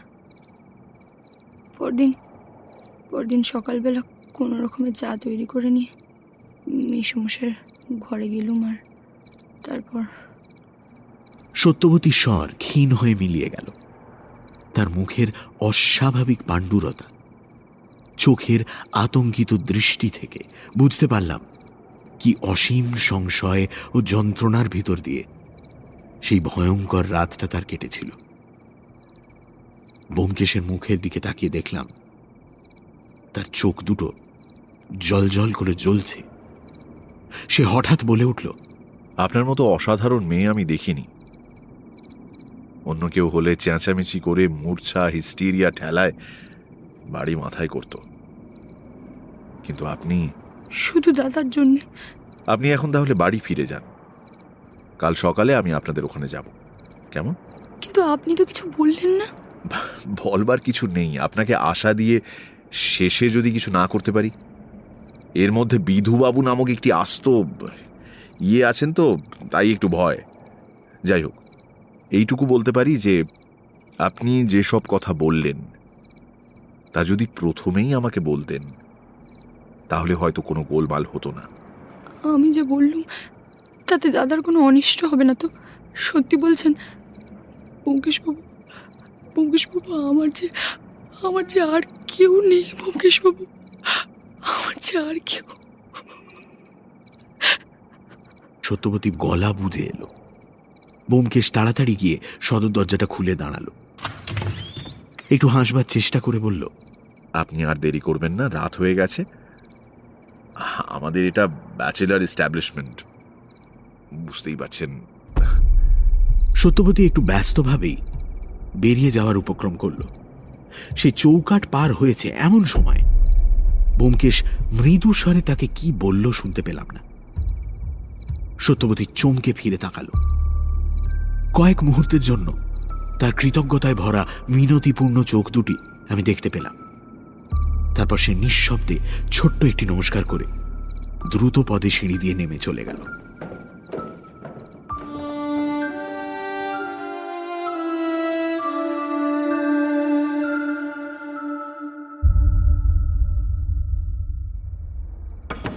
দরজা ভেজিয়ে দিয়ে ব্যোমকেশ ফিরে এসে বসল। ঘড়ি দেখে বলল, 7টা বেজে গেছে। তারপর মনে মনে কি হিসেব করে চেয়ারে হেলান দিয়ে বলল, এখনো ঢের সময় আছে। আমি তাকে চেপে ধরলাম। এই ব্যোমকেশ, কি বুঝলে? আমি তো এমন কিছু, কিন্তু তোমার ভাব দেখে তো মনে হচ্ছে তুমি ভেতরের কথা বুঝতে পেরেছ। এখনো সব বুঝিনি। যাই বলো, সুকুমারের বিরুদ্ধে প্রমাণ যতই গুরুতর হোক, আমার তো দৃঢ় বিশ্বাস সে খুন করেনি। তবে কে করেছে তা জানি না, কিন্তু সুকুমার নয়। ব্যোমকেশ আর কিছু বলল না, সিগারেট ধরিয়ে নীরবে টানতে লাগলো। বুঝলাম এখন আর কিছু সে বলবে না। আমিও বসে এই ব্যাপারে অদ্ভুত জটিলতার কথা ভাবতে লাগলাম। অনেকক্ষণ পরে ব্যোমকেশ একটা প্রশ্ন করল। সত্যবতীকে সুন্দরী বলা বোধ হয় চলে না। কেন বলো দেখি? না, অমনি জিজ্ঞাসা করছি। সাধারণে বোধ হয় কালোই বলবে। বর্তমান সমস্যার সঙ্গে সত্যবতীর চেহারার যে কি সম্বন্ধ আছে বুঝলাম না, কিন্তু ব্যোমকেশের মন কোন দুর্গম পথে চলেছে তা অনুমান করা অসম্ভব। আমি বিবেচনা করে বললাম, হ্যাঁ, লোকে তাকে কালোই বলবে, কিন্তু কুৎসিত বোধ হয় বলতে পারবে না। অর্থাৎ তুমি বলতে চাও কালো? তা সে যতই কালো হোক, দেখেছি তার কালো হরিণ চোখ। কেমন? ও ভালো কথা। অজিত, তোমার বয়স কত হলো বলো দেখি? হ্যাঁ, আমার বয়স? হ্যাঁ, কত বছর, কমাস, কদিন, ঠিক হিসেব করে একটু বলো না। কে জানে, হয়তো আমার বয়সের হিসেবের মধ্যেই করালিবাবুর মৃত্যু রহস্যটা চাপা পড়ে আছে। ব্যোমকেশের অসাধ্য কাজ নেই। আমি মনে মনে গুনে বললাম, আমার বয়স হলো, দাঁড়াও, 29 বছর 5 মাস 11 দিন। কেন? যাক, তুমি আমার চেয়ে 3 মাসের বড়। বাঁচা গেল। কথাটা কিন্তু মনে রেখো। মানে কিছুই নেই, কিন্তু ও কথা আপাতত থাক। এই ব্যাপার নিয়ে ভেবে ভেবে মাথা গরম হয়ে উঠেছে। চলো আজ নাইট শোতে একটু বায়োস্কোপ দেখে আসি। চলো চলো চলো। ব্যোমকেশ কখনো বায়োস্কোপ যায় না। বায়োস্কোপ থিয়েটার সে ভালোই বাসে না। তাই বিস্ময়ের শেষ রইল না আমার। বললাম, তোমার আজ হলো কি বলো দেখি? একেবারে খেপচুরিয়াস মেরে গেলে নাকি? অসম্ভব নয়। আমি লগন চাঁদা ছেলে। ভট্টাচার্য মশাই কুষ্টি তৈরি করেই বলেছিলেন এ ছেলে ঘোর উন্মাদ হবে। কিন্তু আর দেরি নয়, চলো খেয়ে দিয়ে বেরিয়ে পড়া যাক। চিত্রায় কদিন থেকে একটা খুব ভালো ফিল্ম দেখাচ্ছে। চলো অজিত, ওঠো। খাওয়া দাওয়া শেষ করে বায়োস্কোপে উপস্থিত হলাম। রাত্রি 9:30 সিনেমা শুরু হলো। ছবিটা একটু লম্বা, শেষ হতে প্রায় 11:15 বাজল। অনেক দূর যেতে হবে। বাসও 2-1খানা ছিল। আমি একটাতে উঠবার উপক্রম করছি দেখে ব্যোমকেশ বলল, আরে না না, হেঁটেই চলো না খানিক দূর। বলে হন হন করে চলতে আরম্ভ। কর্নওয়াল স্ট্রিট ছাড়িয়ে সে যখন পাশের একটা সরু রাস্তা ধরল, তখন বুঝলাম সে করালিবাবুর বাড়ির দিকে চলেছে। এত রাতে সেখানে কি প্রয়োজন তা বুঝতে পারলাম না। যাই হোক, বিনা আপত্তিতে তার সঙ্গে চললাম। স্বাভাবিকের থেকে কিছু বেশি তাড়াতাড়ি আমরা চলছিলাম, তবুও করালিবাবুর বাড়ি পৌঁছতে অনেকটা সময় লাগলো। করালিবাবুর দরজার পাশেই একটা গ্যাস পোস্ট ছিল। তার নিচে দাঁড়িয়ে ব্যোমকেশ হাতের আস্তিন সরিয়ে ঘড়ি দেখল, কিন্তু ঘড়ি দেখবার প্রয়োজন ছিল না। ঠিক এই সময় অনেকগুলো ঘড়ি চারদিক থেকে মাঝরাত ঘোষণা করল। ব্যোমকেশ উৎফুল্লভাবে আমার পিঠে একটা চাপড় মেরে বলল, হয়েছে, চলো এবার একটা ট্যাক্সি ধরা যাক। পরদিন বেলা 8:30টার সময় আমরা করালিবাবুর বাড়িতে উপস্থিত হলাম। কয়েকজন পুলিশ কর্মচারী ও বিধুবাবু হাজির ছিলেন। ব্যোমকেশকে দেখে বিধুবাবু একটু অপ্রস্তুত হলেন, কিন্তু সে ভাব গোপন করে গম্ভীরভাবে বললেন, ব্যোমকেশবাবু, আপনি শুনেছেন বোধহয় আমি সুকুমারকে অ্যারেস্ট করেছি। সেই যে আসল আসামিটা আমি গোড়া থেকে বুঝেছিলাম মশাই, তাকে শুধু ল্যাজে খেলাচ্ছিলাম। বলেন কি? ব্যোমকেশ মহাবিস্ময়ের ভান করে এমনভাবে বিধুবাবুর পেছন দিকে তাকালো যেন সেখানে সত্যিই একটা ল্যাজ রয়েছে। ইন্সপেক্টর সাব ইন্সপেক্টর হাসি চাপবার চেষ্টায় উৎকট গাম্ভীর্য অবলম্বন করে অন্যদিকে মুখ ঘুরিয়ে তাকিয়ে রইল। বিধুবাবু একটু সন্দিগ্ধভাবে বললেন, আপনি আজ কি মনে করে? কিছু না, শুনলাম আর একটা নতুন উইল বেরিয়েছে, তাই সেটা দেখতে এলাম। উইল ব্যোমকেশকে দেখাবেন কি না তা কিছুক্ষণ চিন্তা করে বিধুবাবু অনিচ্ছা ভরে ফাইল থেকে একটা কাগজ বার করে দিলেন। বললেন, দেখবেন ছিঁড়ে ফেলবেন না যেন। এই উইলটাই হচ্ছে সুকুমারের বিরুদ্ধে সেরা প্রমাণ। করালিবাবুকে খুন করবার পর এটা সুকুমার চুরি করে নিজের ঘরে এনে লুকিয়ে রেখেছিল। কোথায় রেখেছিল জানেন? তার ঘরে যে 3টে ট্রাং উপরে উপরি করে রাখা আছে, তারই নিচের ট্রাংটা তলায়। বাহ, সবই যে মিলে যাচ্ছে দেখছি। কিন্তু একটা কথা বলুন তো বিধুবাবু, সুকুমার উইলখানা ছিঁড়ে ফেললেন না কেন? ইয়ে, সে বুদ্ধি থাকলে তো মশাই ভেবেছিল আমরা ঘরটার সার্চ করবই না। সুকুমার কিছু বললেন? কি আর বলবে, সবাই যা বলে থাকে, যেন ভারী আশ্চর্য হয়ে গেছে। এমনি ভাব দেখিয়ে বললে আমি কিছু জানি না। ব্যোমকেশ উইলখানা উল্টে পাল্টে দেখে সমুচিত শ্রদ্ধার সঙ্গে সেটার ভাঁজ খুলে পড়তে আরম্ভ করল। আমিও গলা বাড়িয়ে দেখলাম। সাদা একটা ফুলস্ক্যাপ কাগজের ওপর ছাপার অক্ষরে লেখা রয়েছে, অদ্য ইংরেজি 1933 খ্রিস্টাব্দে 22শে সেপ্টেম্বর তারিখে আমি সজ্ঞানে সুস্থ শরীরে এই উইল করিতেছি যে আমার মৃত্যুর পর আমার সমস্ত স্থাবর অস্থাবর সম্পত্তি ও নগদ টাকা আমার কনিষ্ঠ ভাগিনেও শ্রীমান ফণীভূষণ পাইবে। পূর্বে যে সকল উইল করিয়াছিলাম তাহা অত্র দ্বারা নাকচ করা হইল। স্বাক্ষর শ্রী করালি চরণ বসু। উইল পড়ে ব্যোমকেশ লাফিয়ে উঠল। দেখলাম তার মুখ উত্তেজনায় লাল হয়ে উঠেছে। সে বলল, বিধুবাবু, এ কি আশ্চর্য ব্যাপার! উইল যে... বলে কাগজখানা বিধুবাবুর সামনে পেতে ধরল। বিধুবাবু বিস্মিতভাবে সেটা আগাগোড়া পড়ে বললেন, কি হয়েছে? আমি তো কিছু... আরে দেখছেন না? বলে স্বাক্ষরের নিচেটা আঙুল দিয়ে দেখালো। তখন বিধুবাবুর চোখ গোল গোল হয়ে গেল। তিনি বললেন, ও সাক্ষী। চুপ চুপ চুপ। ব্যোমকেশ ঠোঁটে আঙুল দিয়ে ঘরের ভেজানো দরজার দিকে তাকালো। কিছুক্ষণ উৎকর্ণভাবে শুনে পা টিপে টিপে গিয়ে হঠাৎ দরজা খুলে দিল। মাখন লাল দরজায় কান পেতে শুনছিল। পালাবার চেষ্টা করল, কিন্তু ব্যোমকেশ তাকে কামিজের গলা ধরে ঘরের মধ্যে টেনে আনলো। জোর করে একটা চেয়ারে বসিয়ে দিয়ে বলল, ইন্সপেক্টর বাবু, একে ধরে রাখুন, ছাড়বেন না, আর কথা বলতে দেবেন না।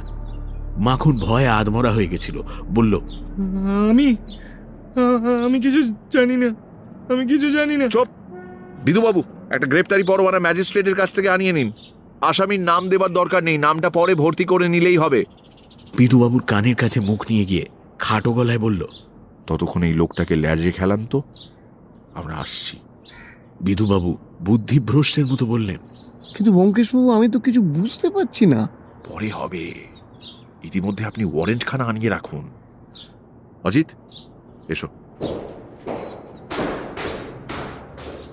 দ্রুত পদে ব্যোমকেশ ওপরে উঠে গিয়ে ফণীর দরজায় টোকা মারল। ফণী এসে দরজা খুলে সামনে ব্যোমকেশকে দেখে একটু অবাক হয়েই বলল, ব্যোমকেশ বাবু? আমরা ঘরে ঢুকলাম। ব্যোমকেশের ব্যস্ত সমস্ত ভাব আর ছিল না। সে হাসি মুখে বলল, আপনি শুনে সুখী হবেন, করালি বাবুর প্রকৃত হত্যাকারী কে তা আমরা জানতে পেরেছি। হ্যাঁ, সুকুমারদা গ্রেপ্তার হয়েছে জানি, কিন্তু এখনো যেন বিশ্বাস করতে পারছি না। বিশ্বাস না হবারই তো কথা। তার ঘর থেকে আরেকটা উইল বেরিয়েছে, আর সেই উইলের ওয়ারিস আপনি। তাও শুনেছি। কথাটা শুনে অবধি আমার মনটা একেবারে তেতো হয়ে গেছে জানেন তো। তুচ্ছ কটা টাকার জন্য মামা অপঘাতে মারা গেল। অর্থম অনর্থম, জানেন তো, তিনি আমায় সব সম্পত্তি দিয়ে গেছেন, এতেও আমি খুশি হতে পারছি না ব্যোমকেশবাবু। নাই দিতেন টাকা, তবু তো তিনি বেঁচে থাকতেন। ব্যোমকেশ বইয়ের শেলফটার সামনে দাঁড়িয়ে বইগুলো দেখতে দেখতে অন্য মনস্কভাবে বলল, তা তো বটেই, পুত্রাদপি ধন ভাজাং ভীতি। শঙ্করাচার্য তো আর মিথ্যে বলেননি। আচ্ছা, এটা কি বই? ফিজিওলজি। সুকুমার বাবুর বই দেখছি। আগে হ্যাঁ, এই সুকুমারদা মাঝে মাঝে আমাকে তার ডাক্তারি বই পড়তে দিতেন। কি আশ্চর্য দেখুন, এ বাড়িতে আমি সুকুমারদাকেই সবচেয়ে নিজের লোক মনে করতাম, এমনকি দাদাদের চেয়েও, অথচ তিনি ছি ছি ছি ছি। ব্যোমকেশ আরো কতগুলো বই খুলে দেখে বিস্মিতভাবে বলল, আপনি তো দেখছি একজন পাকা গ্রন্থকীট। সব বই দাগ দিয়ে পড়েছেন। হ্যাঁ, পড়া ছাড়া আমার তো আর কোনো অ্যামিউজমেন্ট নেই না, সঙ্গীও নেই। এক সুকুমারদা রোজ সন্ধ্যাবেলা খানিকক্ষণ আমার কাছে এসে বসতেন। আচ্ছা ব্যোমকেশবাবু, সত্যি কি সুকুমারদা এ কাজ করেছেন? কোনো সন্দেহ নেই? অপরাধীর বিরুদ্ধে যেসব প্রমাণ পাওয়া গেছে তাতে সন্দেহের বিশেষ স্থান নেই। বসুন বসুন বসুন, আপনাকে সব কথা বলছি, বসুন।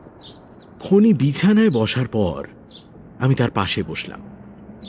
ব্যোমকেশ বলল, দেখুন, হত্যা দুরকম হয়। এক, রাগের মাথায় হত্যা, যাকে ক্রাইম অফ প্যাশন বলে। আর এক, সংকল্প করে হত্যা। রাগের মাথায় যে লোক খুন করে তাকে ধরা কঠিন নয়, অধিকাংশ সময় সে নিজেই ধরা দেয়। কিন্তু যে লোক ভেবে চিনতে নিজেকে যথাসম্ভব সন্দেহমুক্ত করে খুন করে তাকে ধরাটাই কঠিন হয়ে পড়ে।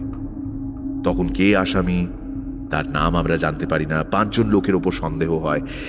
এরকম ক্ষেত্রে আমরা কোন পথে চলব?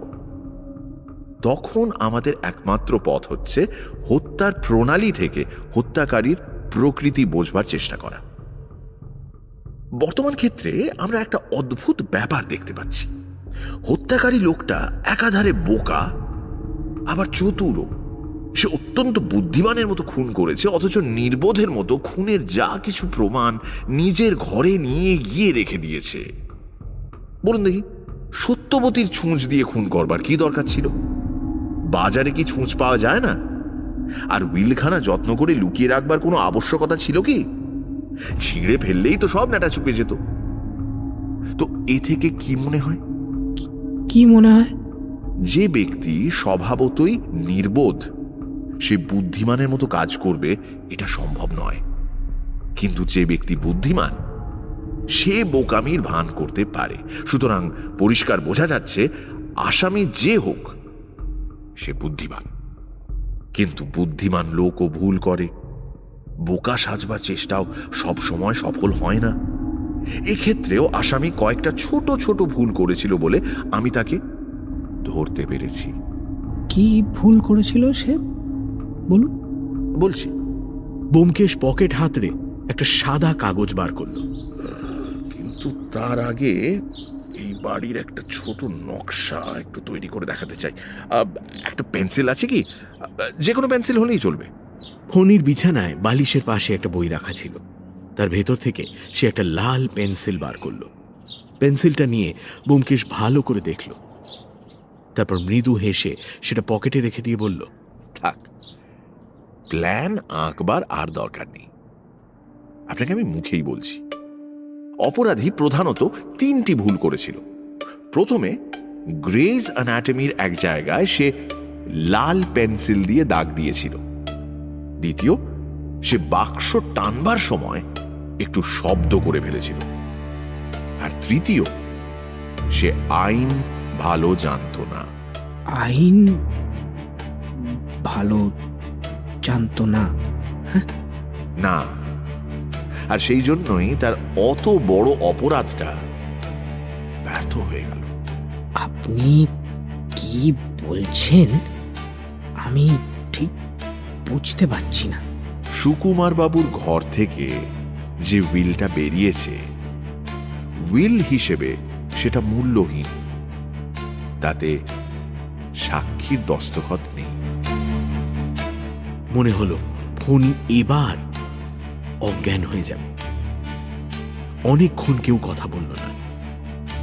দৃষ্টিহীন শুকনো চোখ দুটো মেলে ফণি মাটির দিকে তাকিয়ে রইল।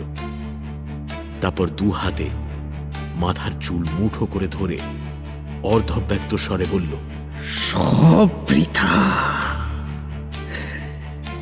সব মিছে, সব বৃথা। ব্যোমকেশ বাবু, আমায় একটু সময় দিন,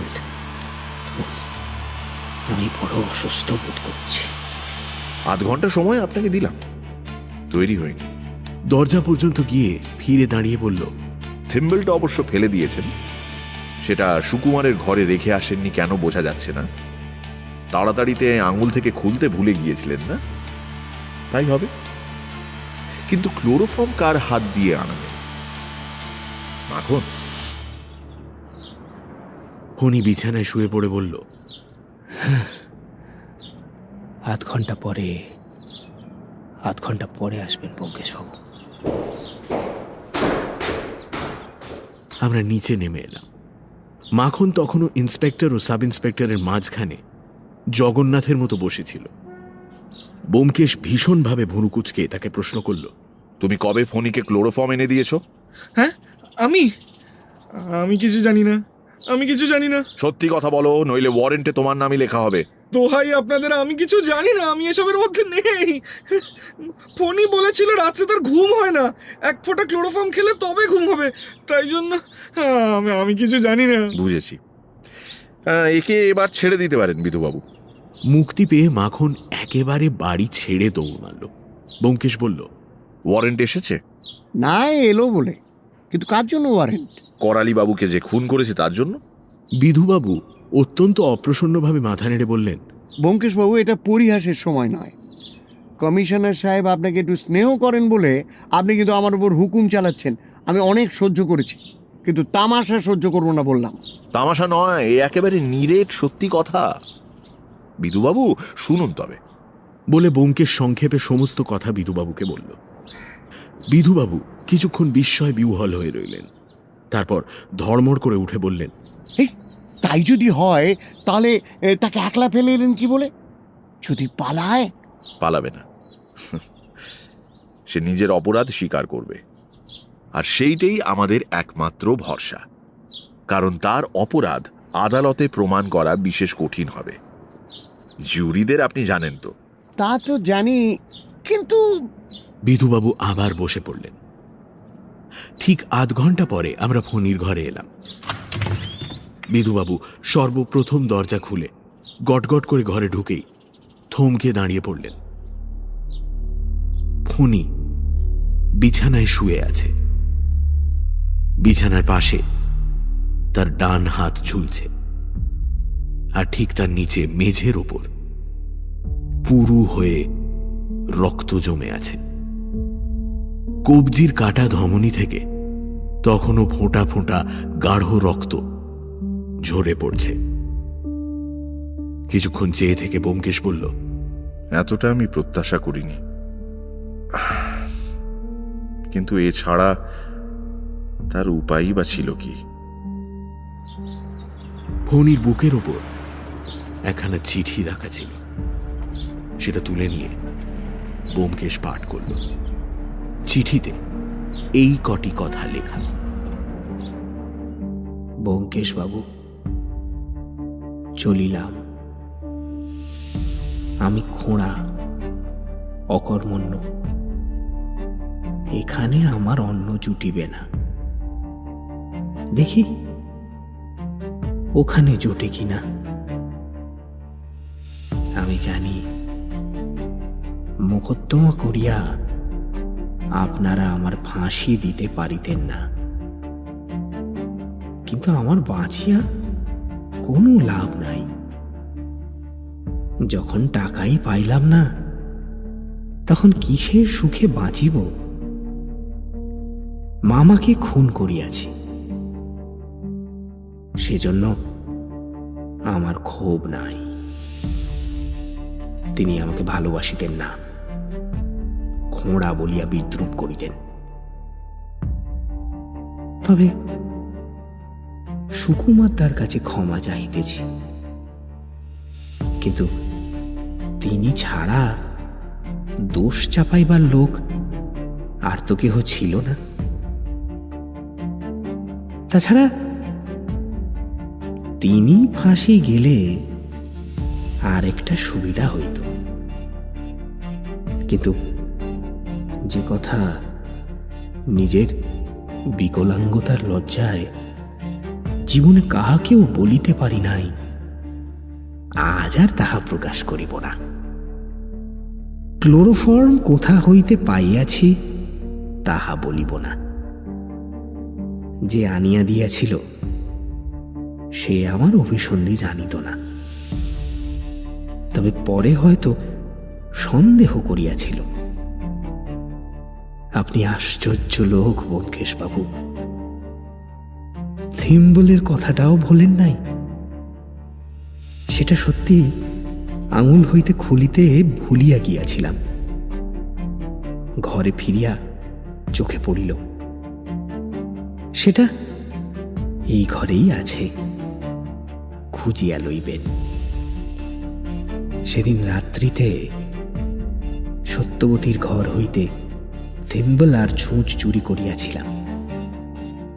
সে তখন রান্নাঘরে ছিল। ব্যোমকেশবাবু, আপনি ছাড়া আমাকে বোধহয় আর কেহ ধরিতে পারিত না, কিন্তু তবু আপনাকে বিদ্বেষ করিতে পারিতেছি না। বিদায়।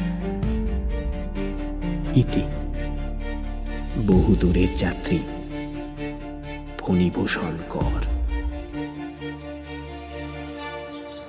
চিঠিখানা বিধুবাবুর হাতে দিয়ে ব্যোমকেশ বলল, তা বিধুবাবু, এখন সুকুমার বাবুকে ছেড়ে দেওয়ার বিষয়ে বোধহয় আর কোনো বাধা নেই।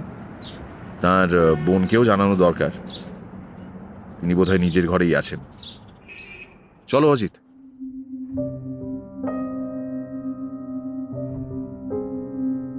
সপ্তাহখানেক পরে আমরা দুজন আমাদের বসবার ঘরে বসেছিলাম।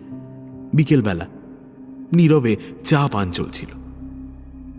গত কয়েকদিন দুপুরে ব্যোমকেশ নিয়মিত বাইরে যাচ্ছিল।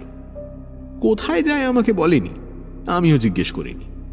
তার কাছে মাঝে মাঝে এমন দু একটা গোপনীয় কেস আসতো যার কথা আমার কাছেও প্রকাশ করবার তার অধিকার ছিল না। আমি জিজ্ঞেস করলাম, আজও বেরোবে নাকি? ঘড়ি দেখে ব্যোমকেশ বলল, এটা কি মানে নতুন কোনো কেস এসেছে? কেস? হ্যাঁ, কিন্তু কেসটা বড় গোপনীয়। আমি আর সে বিষয়ে কোনো প্রশ্ন করলাম না। বললাম, সুকুমারের ব্যাপারে সব চুকে গেছে? হ্যাঁ, প্রবেটের দরখাস্ত করেছে। আচ্ছা ব্যোমকেশ, ঠিক কিভাবে ফণী খুন করলো আমাকে একটু বুঝিয়ে বলো তো। এখনো ভালো করে জ্বরটা ছাড়াতে পারছি না। চায়ের শূন্য পেয়ালাটা নামিয়ে রেখে ব্যোমকেশ বলল, আচ্ছা শোনো, পর পর ঘটনাগুলো যেমন ঘটেছিল বলে যাচ্ছি, মন দিয়ে শোনো। সেদিন দুপুরবেলা করালিবাবুর সঙ্গে মতিলালের ঝগড়া হলো।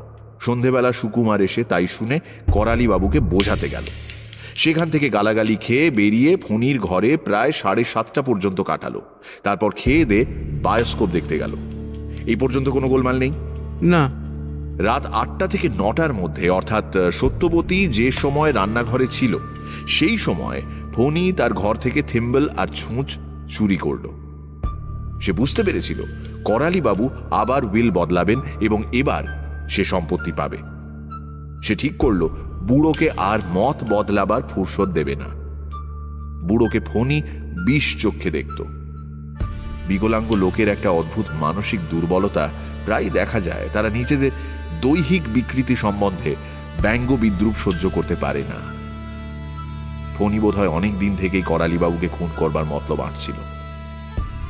বামুন ঠাকুরের এজেহার থেকে জানা যায় রাত্রি আন্দাজ 11:30টার সময় মতিলাল বাড়ি থেকে বেরিয়েছিল। গাঁজাখোরদের সময়ের ধারণা থাকে না, তাই বামুন ঠাকুর একটু সময়ের গোলমাল করে ফেলেছিল এই আর কি। আমি হিসেব করে দেখেছি মতিলাল বাড়ি থেকে বেরিয়েছিল ঠিক 11:25। তার ওদোষ বরাবরই ছিল, রাত্রে বাড়ি থাকতো না। সে বেরিয়ে যাবার পর ফণীও নিজের ঘর থেকে বেরোল। মতিলালের ঘর করালিবাবুর শোবার ঘরের ঠিক নিচেই। পাছে পায়ের শব্দ হয়, তাই ফণী এতক্ষণ অপেক্ষা করছিল। ঘুমন্ত করালিবাবুকে ক্লোরোফর্ম করতে মিনিট 5 সময় লাগলো। তারপর সে তাঁর ঘাড়ে অপটু হাতে ছুঁচ ফোটালো। 3 বার ফোটাবার পর তবে ছুঁচ যথাস্থানে পৌঁছল। সুকুমারের মতো ডাক্তারির ছাত্র যদি এ কাজ করত তাহলে 3 বার ফোটাবার দরকার হতো না। করালিবাবুকে শেষ করে ফণি পাশের ঘরের দেরাজ থেকে তার শেষ উইল বার করে দেখল উইল তার নামেই বটে। এখানে একটু সন্দেহের অবকাশ আছে। এমনও হতে পারে যে ফণি করালিবাবুকে ক্লোরোফর্ম করে পাশের ঘরে গিয়ে উইলটা পড়ল, যখন দেখল উইল তারই নামে তখন ফিরে এসে করালিবাবুকে খুন করল। সে যাই হোক, এই ব্যাপারে তার 10-12 মিনিট সময় লেগেছিল। এখন কথা হচ্ছে উইলখানা নিয়ে সে কি করবে। যথাস্থানে রেখে দিলেও পারত, কিন্তু তাতে সুকুমারকে ভালো করে ফাঁসানো যায় না। অথচ নিজেকে বাঁচাতে হলে একজনকে তো ফাঁসানো চাই। উইল আর ক্লোরোফর্মের শিশি সে সুকুমারের ঘরে লুকিয়ে রেখে এলো। জানতো এত বড় কাণ্ডের পর সব ঘর খানাতল্লাশ হবেই, তখন উইলও বেরোবে। 1 ঢিলে 2 পাখি মরবে, সুকুমারের ফাঁসি হবে আর সে সম্পত্তি পাবে। উইলটা ট্রাঙ্কের তলায় রাখতে গিয়ে একটু শব্দ হয়েছিল। সেই শব্দে সত্যবতীর ঘুম ভেঙে যায়। তখন রাত 11:15। সে ভাবল তার দাদা বায়োস্কোপ দেখে ফিরে এলো, কিন্তু বাস্তবিক সুকুমার তখন ফিরতে পারে না। সে ফিরেছে যখন ঘড়িতে ঢং ঢং করে 12টা বাজছে। আর কিছু বোঝাবার দরকার আছে কি? উইলের সাক্ষীর দস্তখত না থাকার কারণ কি? আমার মনে হয় খাওয়া দাওয়ার পর করালিবাবু উইলটা লিখেছিলেন, তাই আর রাত্রে কিছু করেননি। সম্ভবত তাঁর ইচ্ছে ছিল পরদিন সকালে চাকর বামুনকে দিয়ে সই দস্তখত করিয়ে নেবেন। নীরবে ধূমপান করে কিছুক্ষণ কেটে গেল। তারপর জিজ্ঞেস করলাম, সত্যবতীর সঙ্গে তারপর আর দেখা হয়েছিল?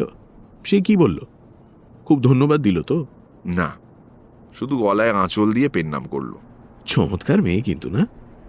ব্যোমকেশ উঠে দাঁড়ালো, তর্জনী তুলে বলল, তুমি আমার চেয়ে বয়সে বড়, সে কথাটা মনে আছে তো অজিত? হ্যাঁ, কিন্তু কেন? উত্তর না দিয়ে ব্যোমকেশ পাশের ঘরে ঢুকল। মিনিট 5 পরে বিশেষ সাজসজ্জা করে বেরিয়ে এলো। আমি বললাম, তোমার গোপনীয় মক্কেল তো ভারী শৌখিন লোক দেখছি। সিল্কের পাঞ্জাবি পরা ডিটেকটিভ না হলে মন ওঠে না। এসেন্স মাখানো রুমালে মুখ মুছে ব্যোমকেশ বলল, সত্য অন্বেষণ তো আর 4টিখানি কথা নয়, অনেক তোড়জোড় দরকার। সত্য অন্বেষণ তো অনেকদিন থেকেই করছো, কই এত সাজসজ্জা তো কখনো দেখিনি। সত্য অন্বেষণ আমি অল্পদিন থেকেই আরম্ভ করেছি। মানে? তার মানে অতি গভীর।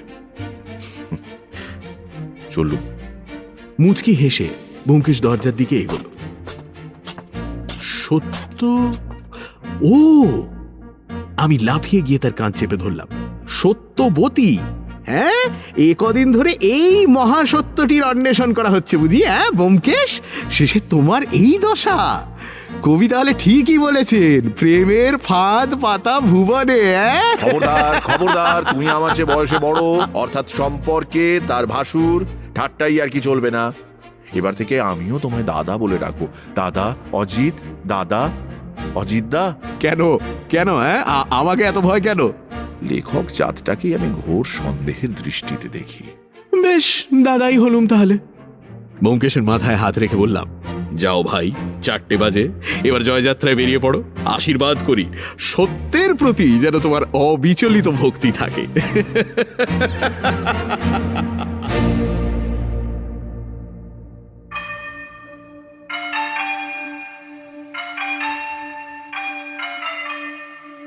সানডে সাসপেন্স ক্লাসিক্সে আজ শুনলেন শরদিন্দু বন্দ্যোপাধ্যায়ের লেখা ব্যোমকেশ কাহিনী অর্থ মনোর্থম। ব্যোমকেশ বক্সী মীর। গল্প পাঠে অজিত এবং মতিলালের চরিত্রে দীপ, বিধুবাবু জগন্নাথ বসু, ফণিভূষণ সোমক, সত্যবতী শিবামৃতা চক্রবর্তী, মাখনলাল অত্রি, ইন্সপেক্টর পুষ্পল, বামুন ঠাকুর ও সাব ইন্সপেক্টর শুভদীপ চক্রবর্তী, সুকুমার অগ্নি, ধ্বনি পরিকল্পনা ও আবহ সঙ্গীত রিচার্ড, শব্দগ্রহণ ও পরিচালনা অগ্নি, প্রচার অলঙ্করণ জয়েন দ্য ডটস, সমগ্র পরিকল্পনা ইন্দ্রাণী।